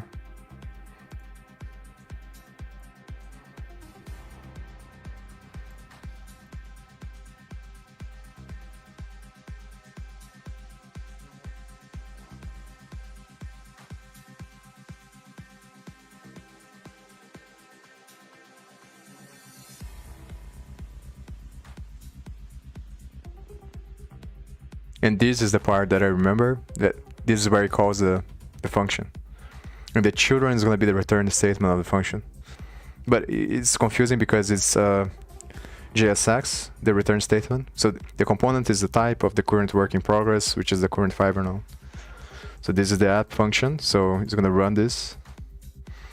And the return statement is going to be this stuff, and that's why it's the children there, which I guess is going to be an object it's gonna be another React element object that is gonna contain the types, which is gonna be the next thing that is gonna go, I think. What is the props? Props being passed here. Guys, is gonna be the pending props or whatever other stuff on the work in progress node. Yeah, work in progress pending props is the current props, which is an empty object. And I think this is created once you create the element, the React element. But I don't remember which parts. I guess it's on the begin work, or maybe perform unit of work. The first time that it receives the work in progress as an argument, because I guess it passes that. Yeah, this one is already the fiber node, so I think when it creates the fiber node, it associates the. The question is it worth it to go back? Because this is the thing. Here it already exists. I think that's the thing that I spent some time trying to figure out at what points that work in progress is created, and I couldn't figure out.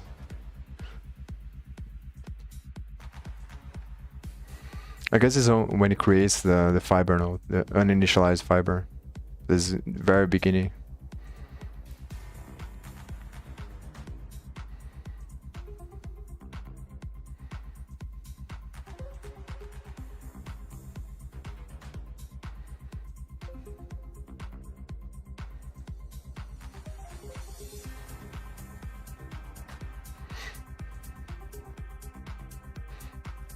I'm trying to figure out if I can see, because I want to understand how does it make the pending props to be equal to the props from the React element. What is the first time that initializes the work in progress to be equal to the fiber node?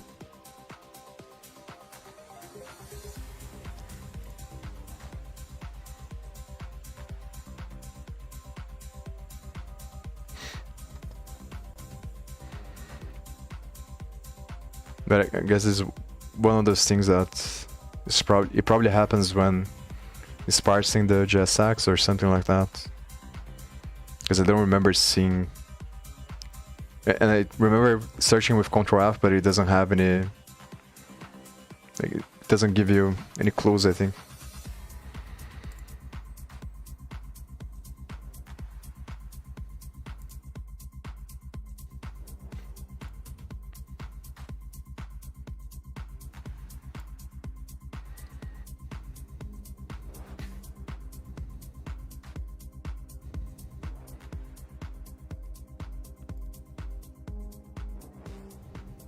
I hear already has the, maybe it's because I didn't put the debugger here.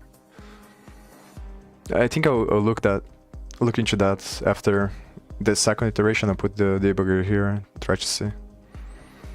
Once I save there with the use effect, then because I think it's on this part here that it creates the work in progress in the first time, I think. It has to be, because you can't see on any other place. The first time that it calls is on the work loop sync there, I think. Makes the condition, but by that point the work in progress already exists, so.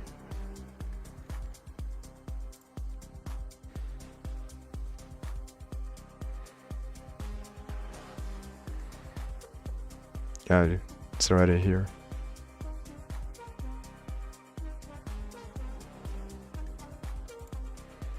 And here it already has the value, so I guess that's the thing that I didn't understand the first time. Where is this? At what point does it creates this value here? Then the element type is going to be the function. The type is going to be the function. The props is going to be the props from the function.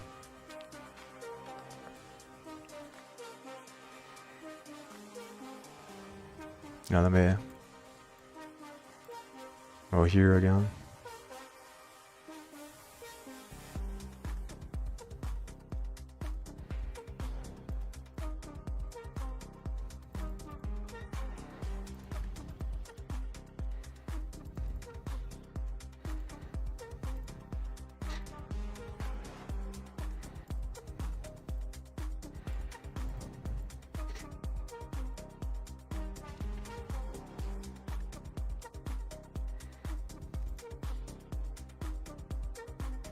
I remember this one.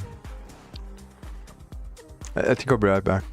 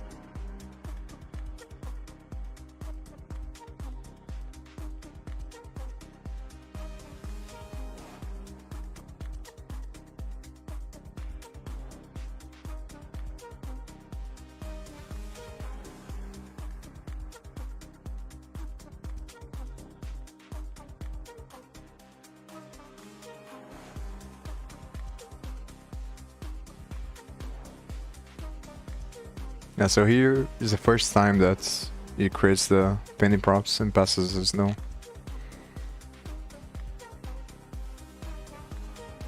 So I wonder, I think that later on, after the first render, is gonna get the actual props. But I guess I can test by just putting the props, putting some random props in the app. Just see if it's gonna be, there's gonna be any difference. Like maybe calls another function.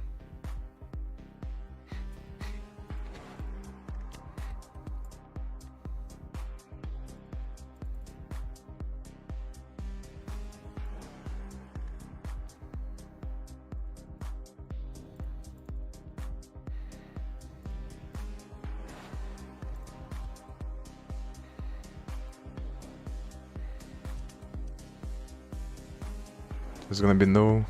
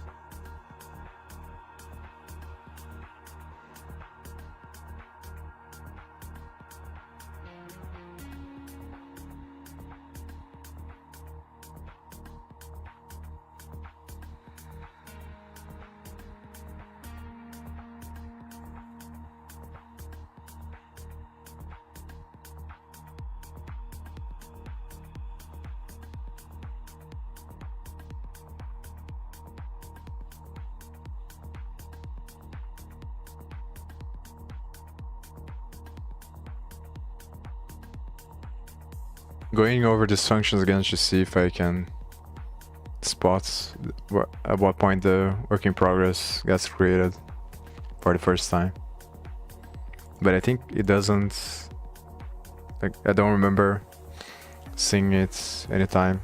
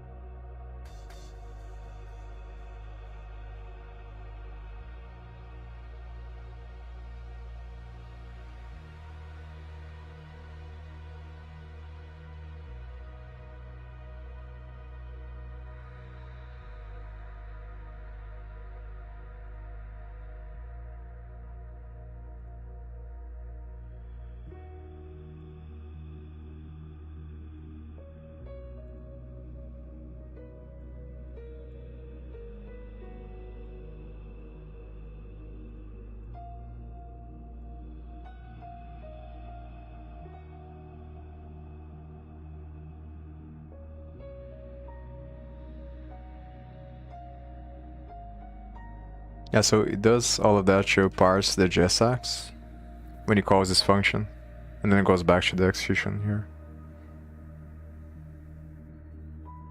So I'm gonna worry about the work in progress later, the next time that I put the debugger there and they change stuff.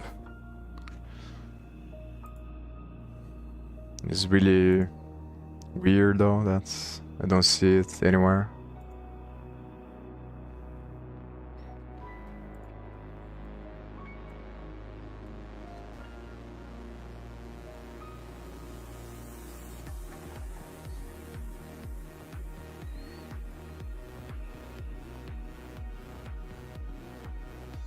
Oh fuck. Or maybe I can...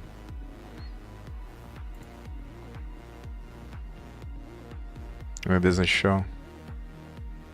And the value is gonna be the children. So this is the converted children. The type's gonna be div, which is this one here.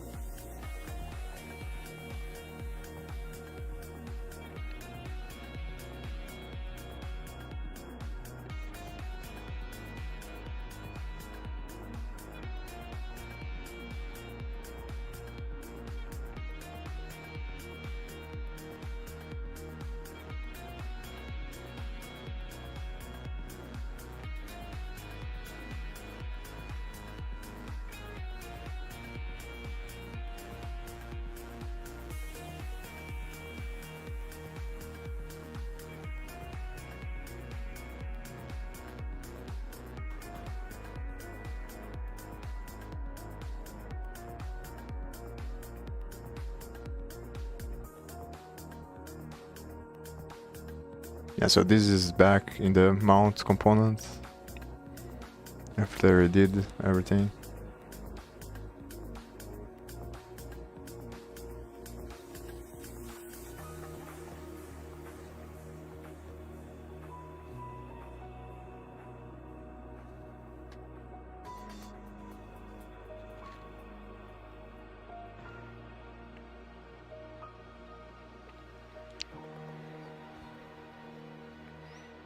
Maybe inside of this function here, schedule host callback.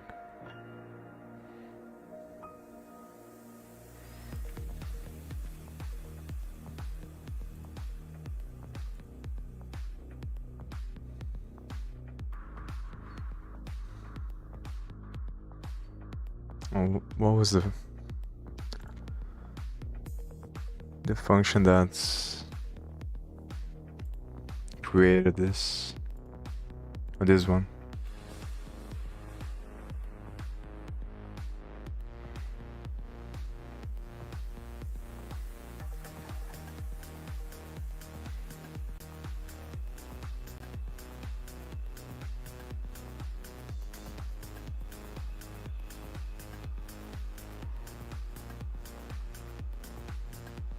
It doesn't have anything about the work in progress tree.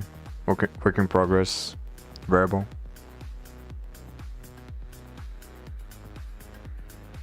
So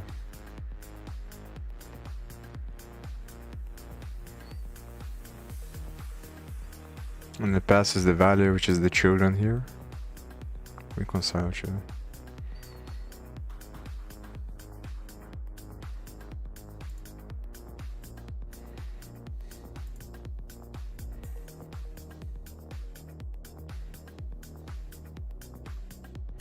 Next children is the value, I think. Yeah.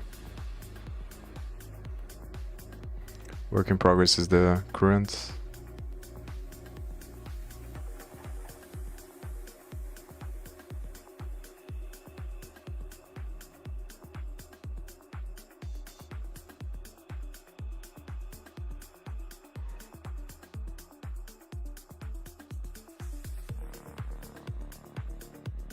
this I think is the part that is going to contain some of the custom reconciler functions. If it is on the... Now it's not going to contain that because it's still on the main host, but I think if it's on the custom reconciler parts, it's going to use the custom functions. Because now it's mounting the children on the current fiber node, which is the work in progress node.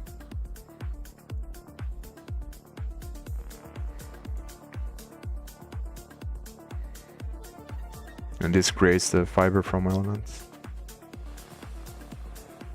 which is the children. Yeah, the children.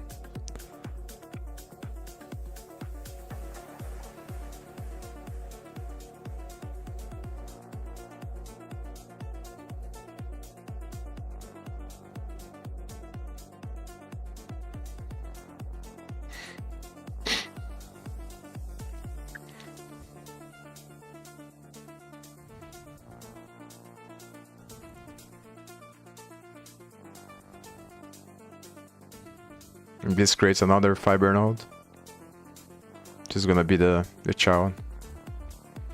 I remember seeing this function before.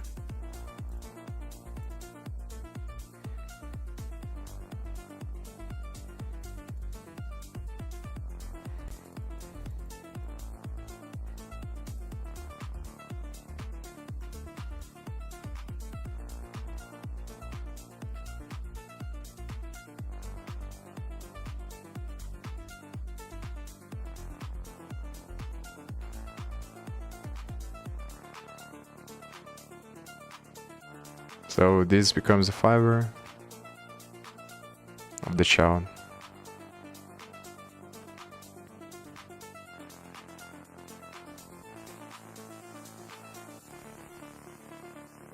And then here it creates the link between the child and the parents through this return. So the return fiber is the parents, which is the class there, the app.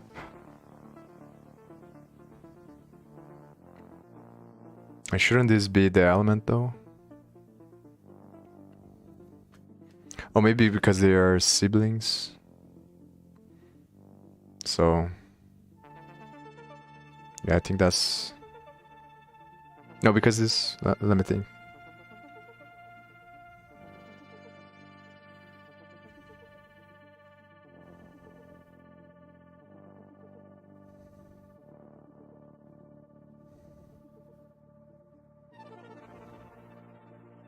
No, it's just creating the fiber from... So this is the first div there. Yeah, this creator for is this div here. So the parent is gonna be the app. Makes sense.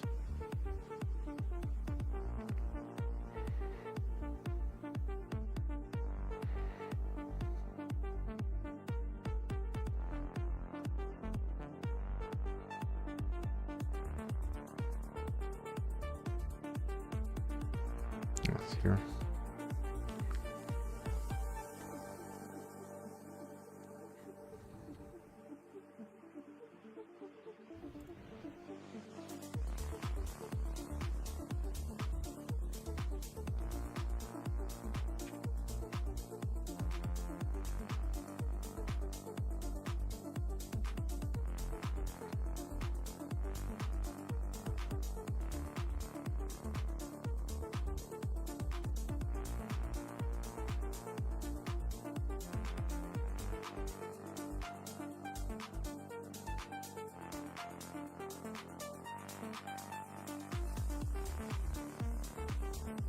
And this is going to return the fiber node that was just created, which is the fiber node of this div here.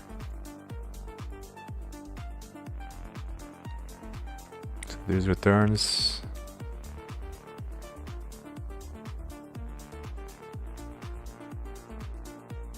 Begin work.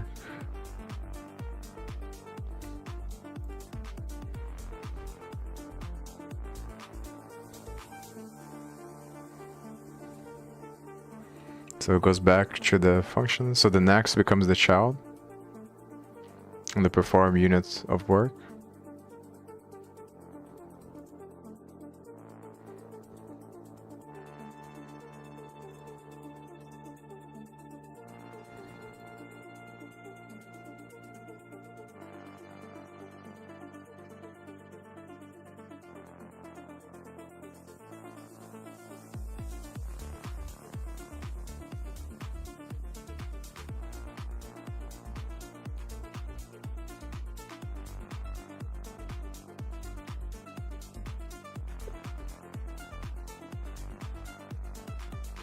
The unit of work is the parent fiber node. Is that. So it stores the props to the memoized props instead of the pending props. So like this is updating the state of the app.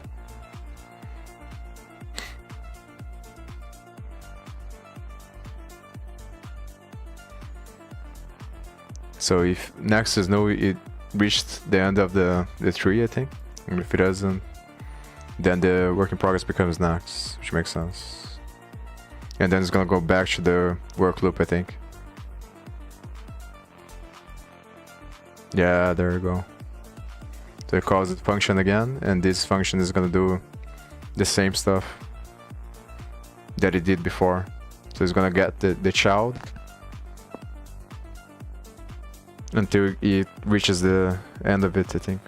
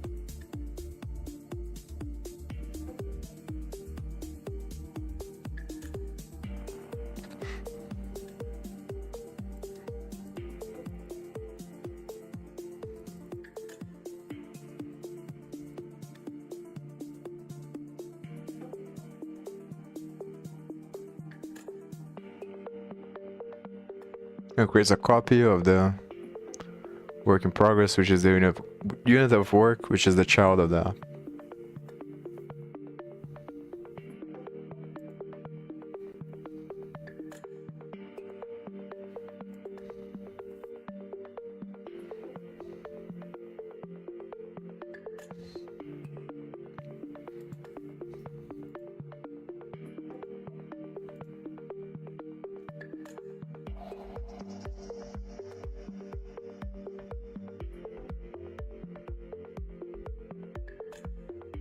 I don't understand why it's 5 though. Why the tag is 5.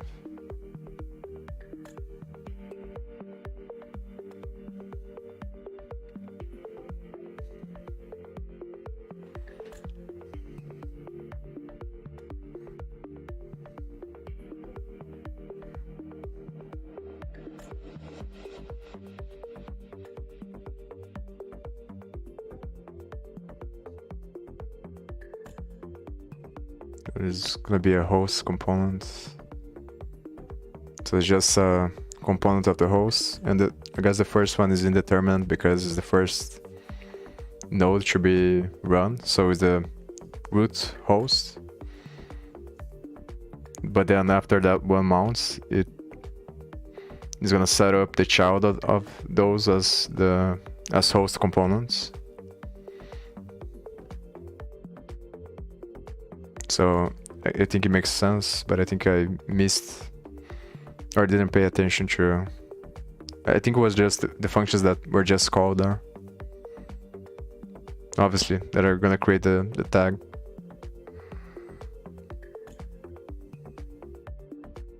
So when it creates the dummy fiber there, before it calls this function here.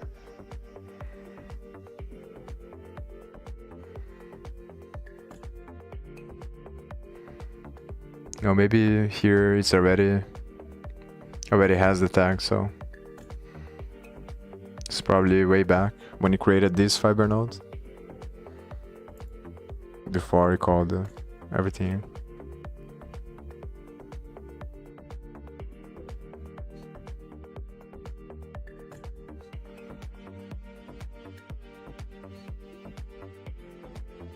Already has the file tag here.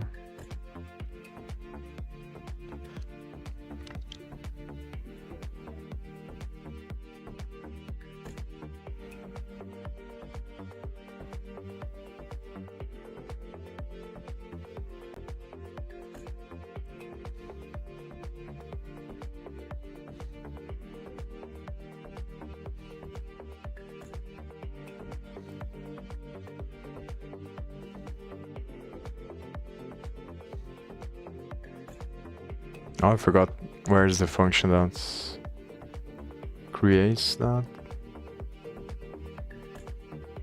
It's the one that has the tag, I think. Yeah, the indeterminate, I think is out of the stack now. That's a problem. It's the indeterminate components thing there. Yeah, okay, whatever. I guess on the indeterminate component is gonna select the tag as the host component when it creates the fiber nodes of the shout. And then it follows this on this one next time.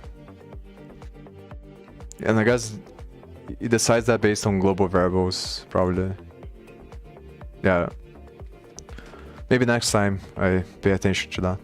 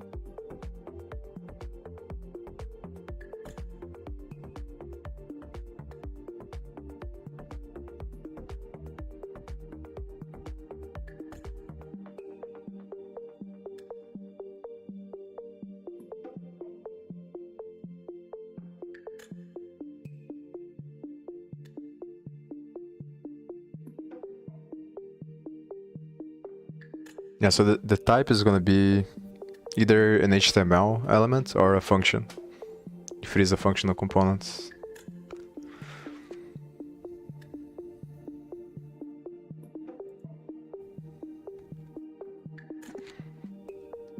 And previous props is the previous state, so it's going to be null because it didn't have anything. Next props is going to be the pending one.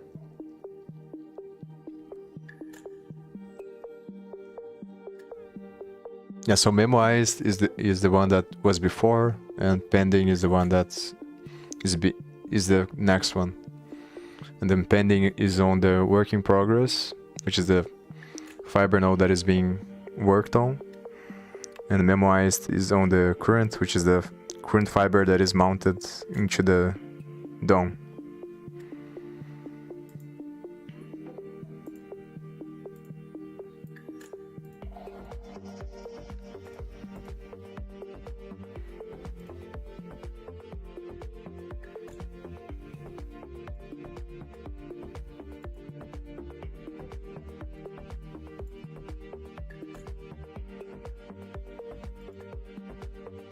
I think it was this function that selected the tag.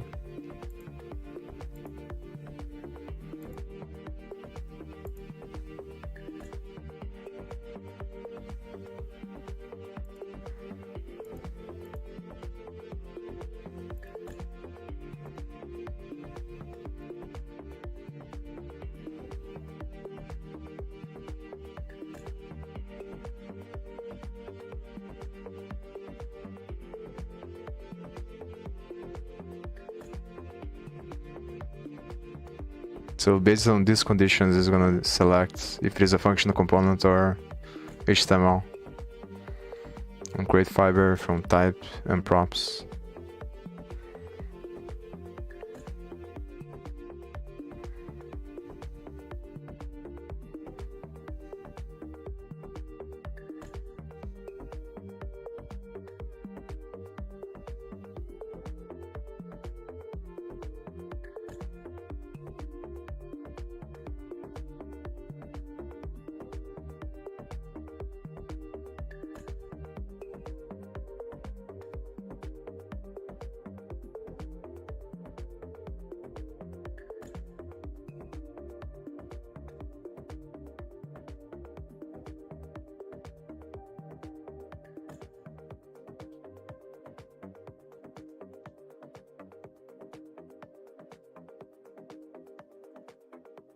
Oh, fiber tag. So based on this, it gives the tag. So depending on which type, when it creates there the element, it's gonna determine the type. So if the type is a string, it's gonna make the fiber tag based on this. If it is something else, it's gonna be based on this stuff here, which is gonna be one of these functions. That's why it's different from, like, the first one is one tag, so it's gonna run indeterminate component. And then the other one, it ran a different function because of it selected a different thing here. So it creates a different tag, which is gonna change the switch on the one of these functions here, perform unit of work or begin work. Think you understand now.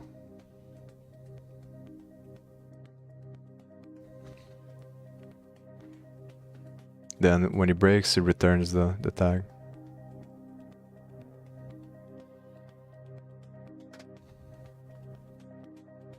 And then it creates the fiber based on the tag.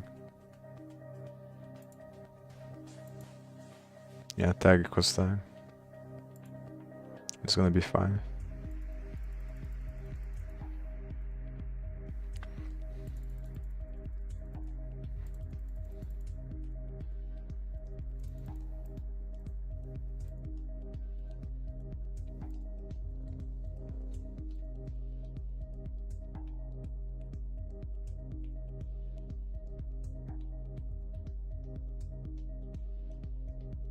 And then it returns the child and continues the loop.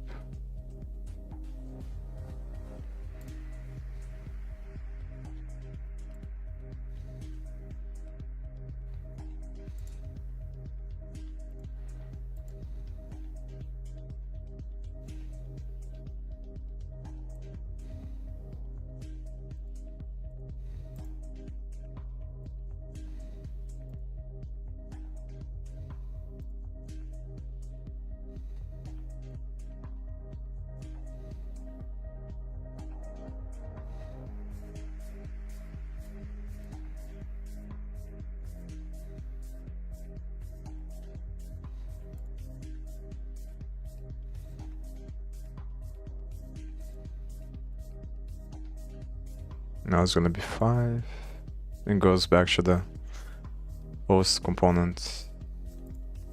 The annoying thing about this is that I have to step through and trying to think, maybe I should, yeah, but I can't put the debugger inside of the thing.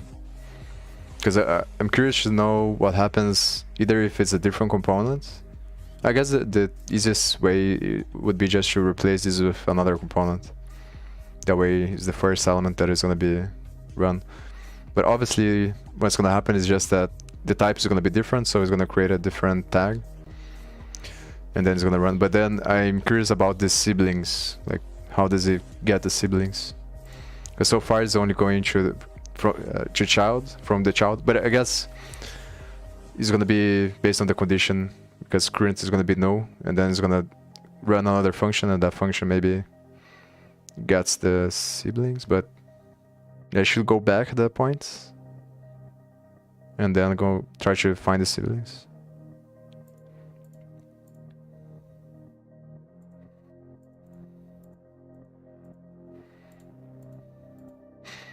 I think I'm gonna stop soon.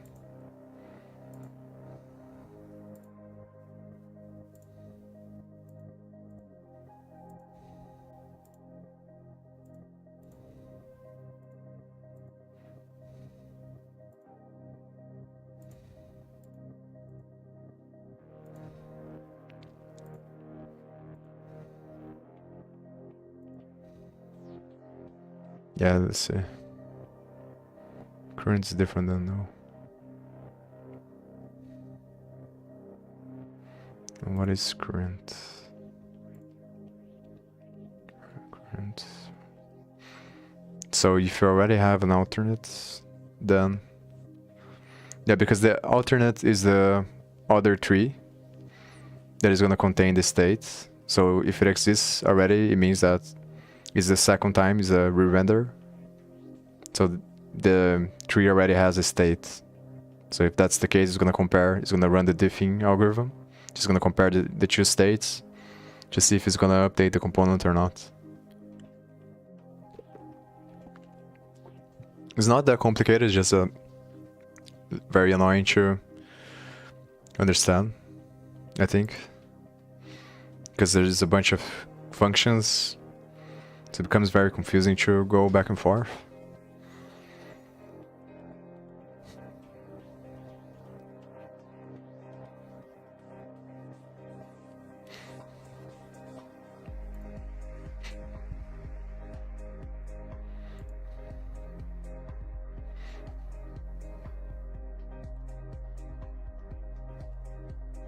Yeah, this is the condition, I think. Is forked child. So this function probably. If it returns true, it means it is a child, I think. So I have to step into this one next time.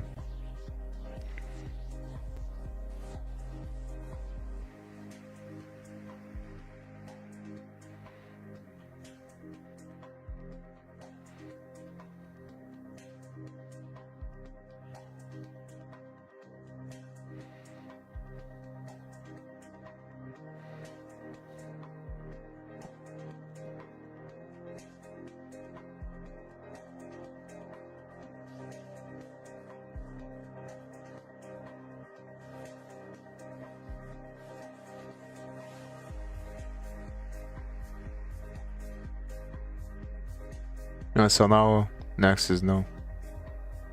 I think this is the first time that it happened.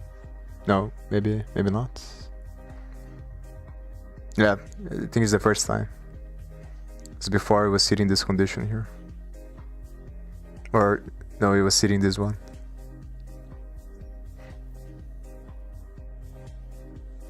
I don't remember now, to be honest.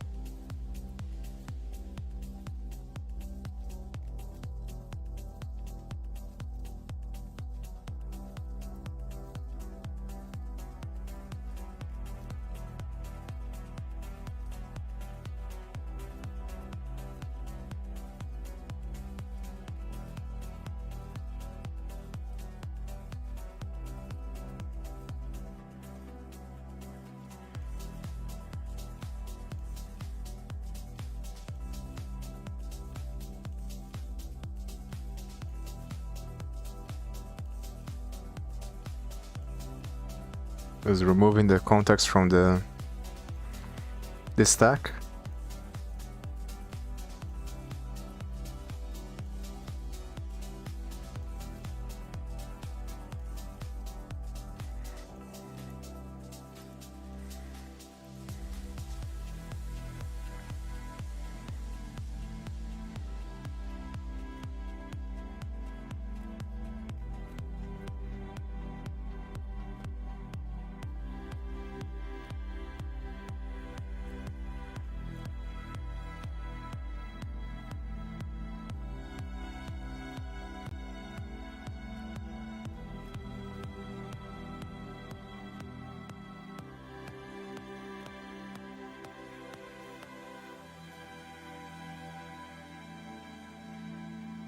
I think this this function here is from the custom reconciler when it gets to that point. Now it's gonna be from the main host, but once it's rendering stuff from the custom one, it's gonna use the one that you declare on the custom reconciler. But I don't understand. I guess what happens is it reaches the bottom of the tree, then it's gonna be the next is gonna be null because it reached the bottom, and that's the part. So as it's going down, is mark flagging everything as work in progress, and then once it reaches the bottom, it's gonna do the complete work, which is gonna do the update, which is gonna be to actually change the DOM.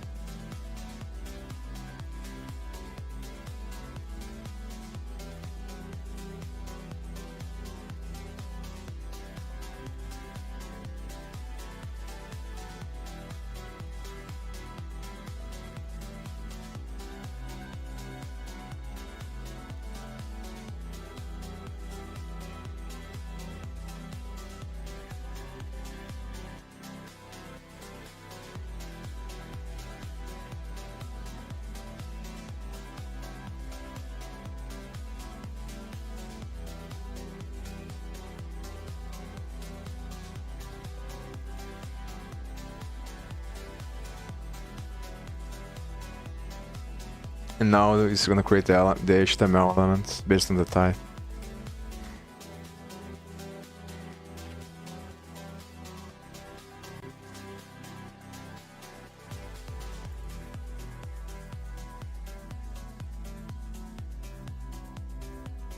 Yeah, that creates the div.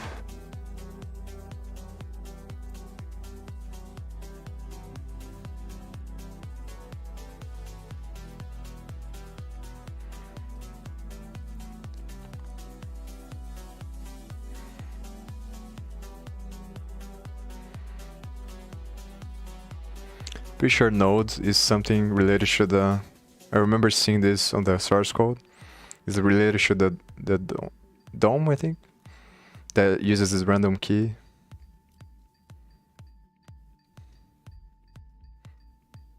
I think it's the main parent div that that React was created from, the div that is used on the index there. Yeah, this, I think is this element here is the node. It's like the main node of the application. I don't, it's whatever.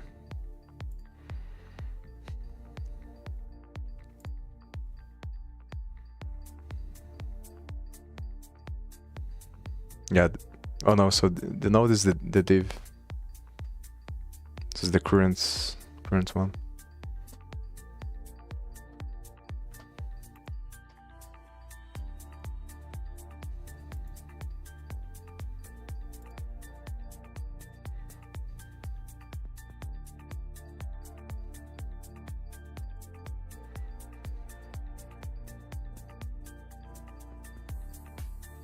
So here is the part that associates the things, I think. So it makes the state node of the current fiber node to be equal to the HTML, to the, yeah, the DOM element.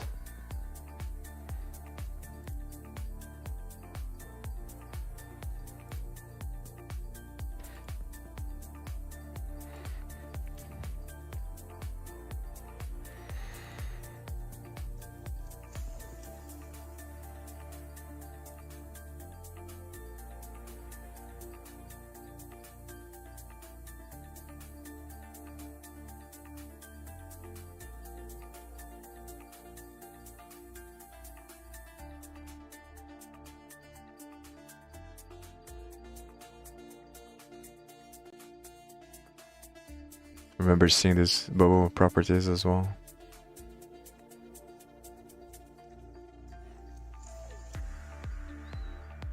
Complete work.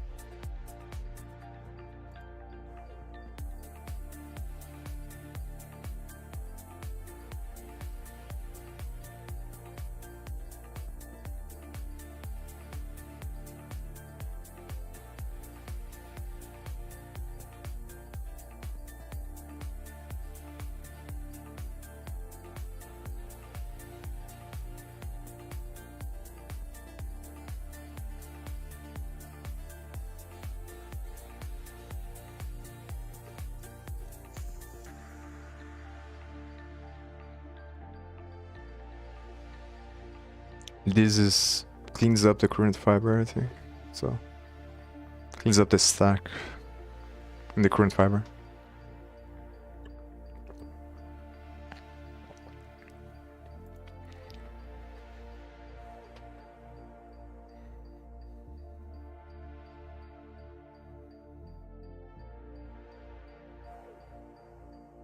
So next is no. So now we get the sibling. So it went all the way to the bottom, then it completed because it was no, so it created the instance, which is the DOM element.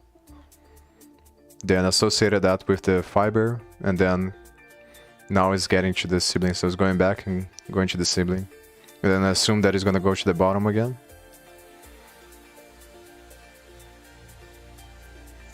But because it doesn't have sibling, it's gonna be no.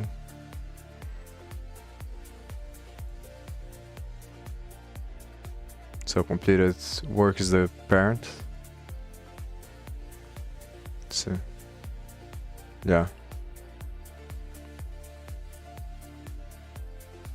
No, I'm not sure actually, because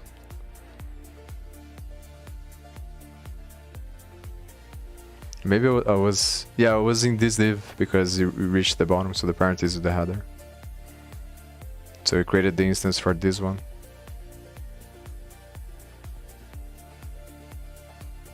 It's because I skipped some of them because I wanted to see what happens when it gets to the bottom.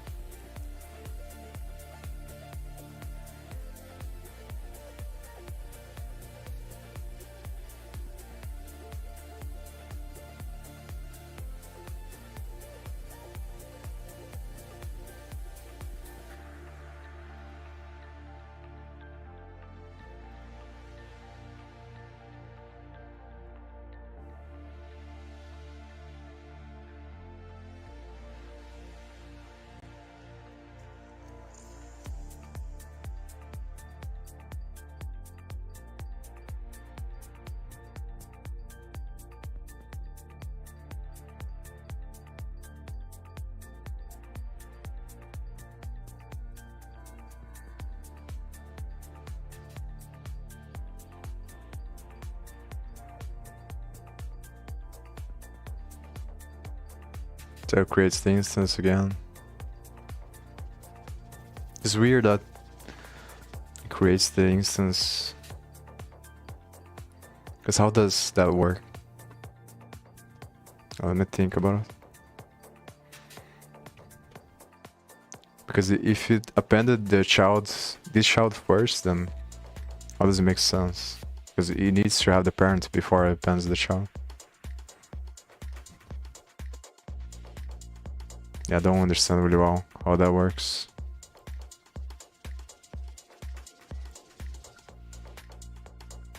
Just gonna skip the other functions.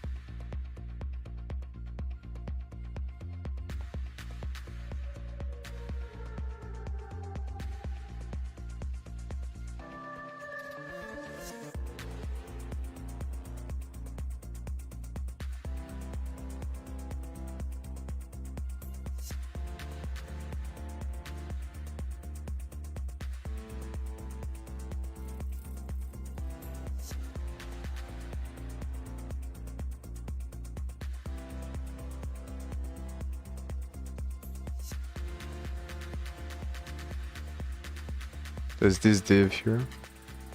The child of the header is a div. So it's not new.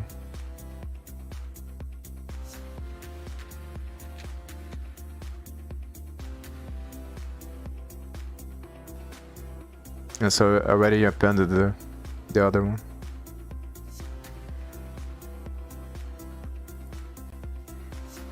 And the state node was the previous instance. So, or the current instance actually. On the fiber. Current fiber. The parent is the previous instance and the state node is the current instance. And then you're just gonna call parent append child.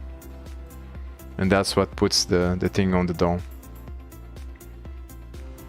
The parent instance is the header.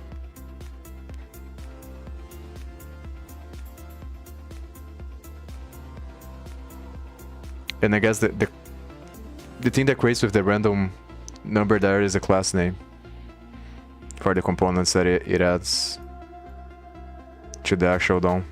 So this is the random. Maybe this is the symbol, React symbol. No, maybe this is. I think this is the random thing. The random. Not sure if it's a random number, the name of the function. Yeah, but this is the thing that gets created there in the beginning. Yeah, it adds this string with a random thing here. And that's gonna be the classes of each element that it puts on the DOM. So they are unique, I think.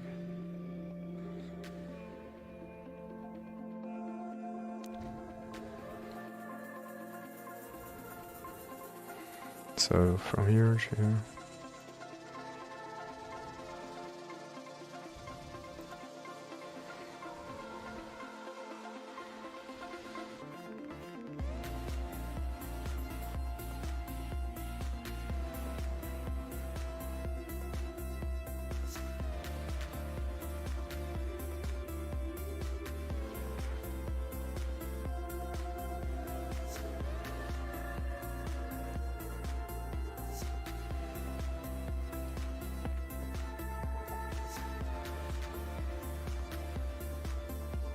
So the node is the child.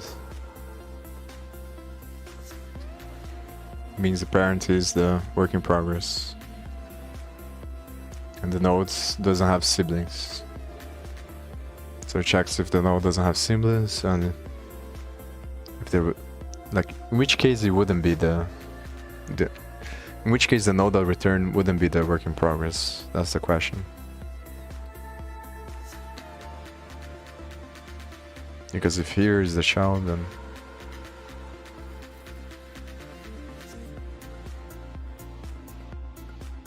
maybe when is this host portal,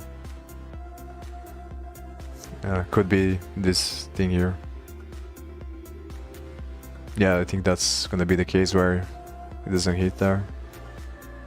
So it's gonna make the node equals node return. So it's gonna traverse back the tree when that's the case.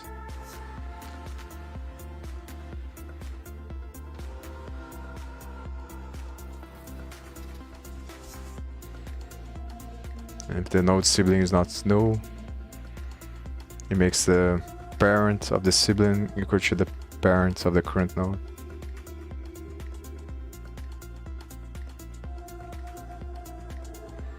And then makes node equals node sibling. So it traverses through the sibling.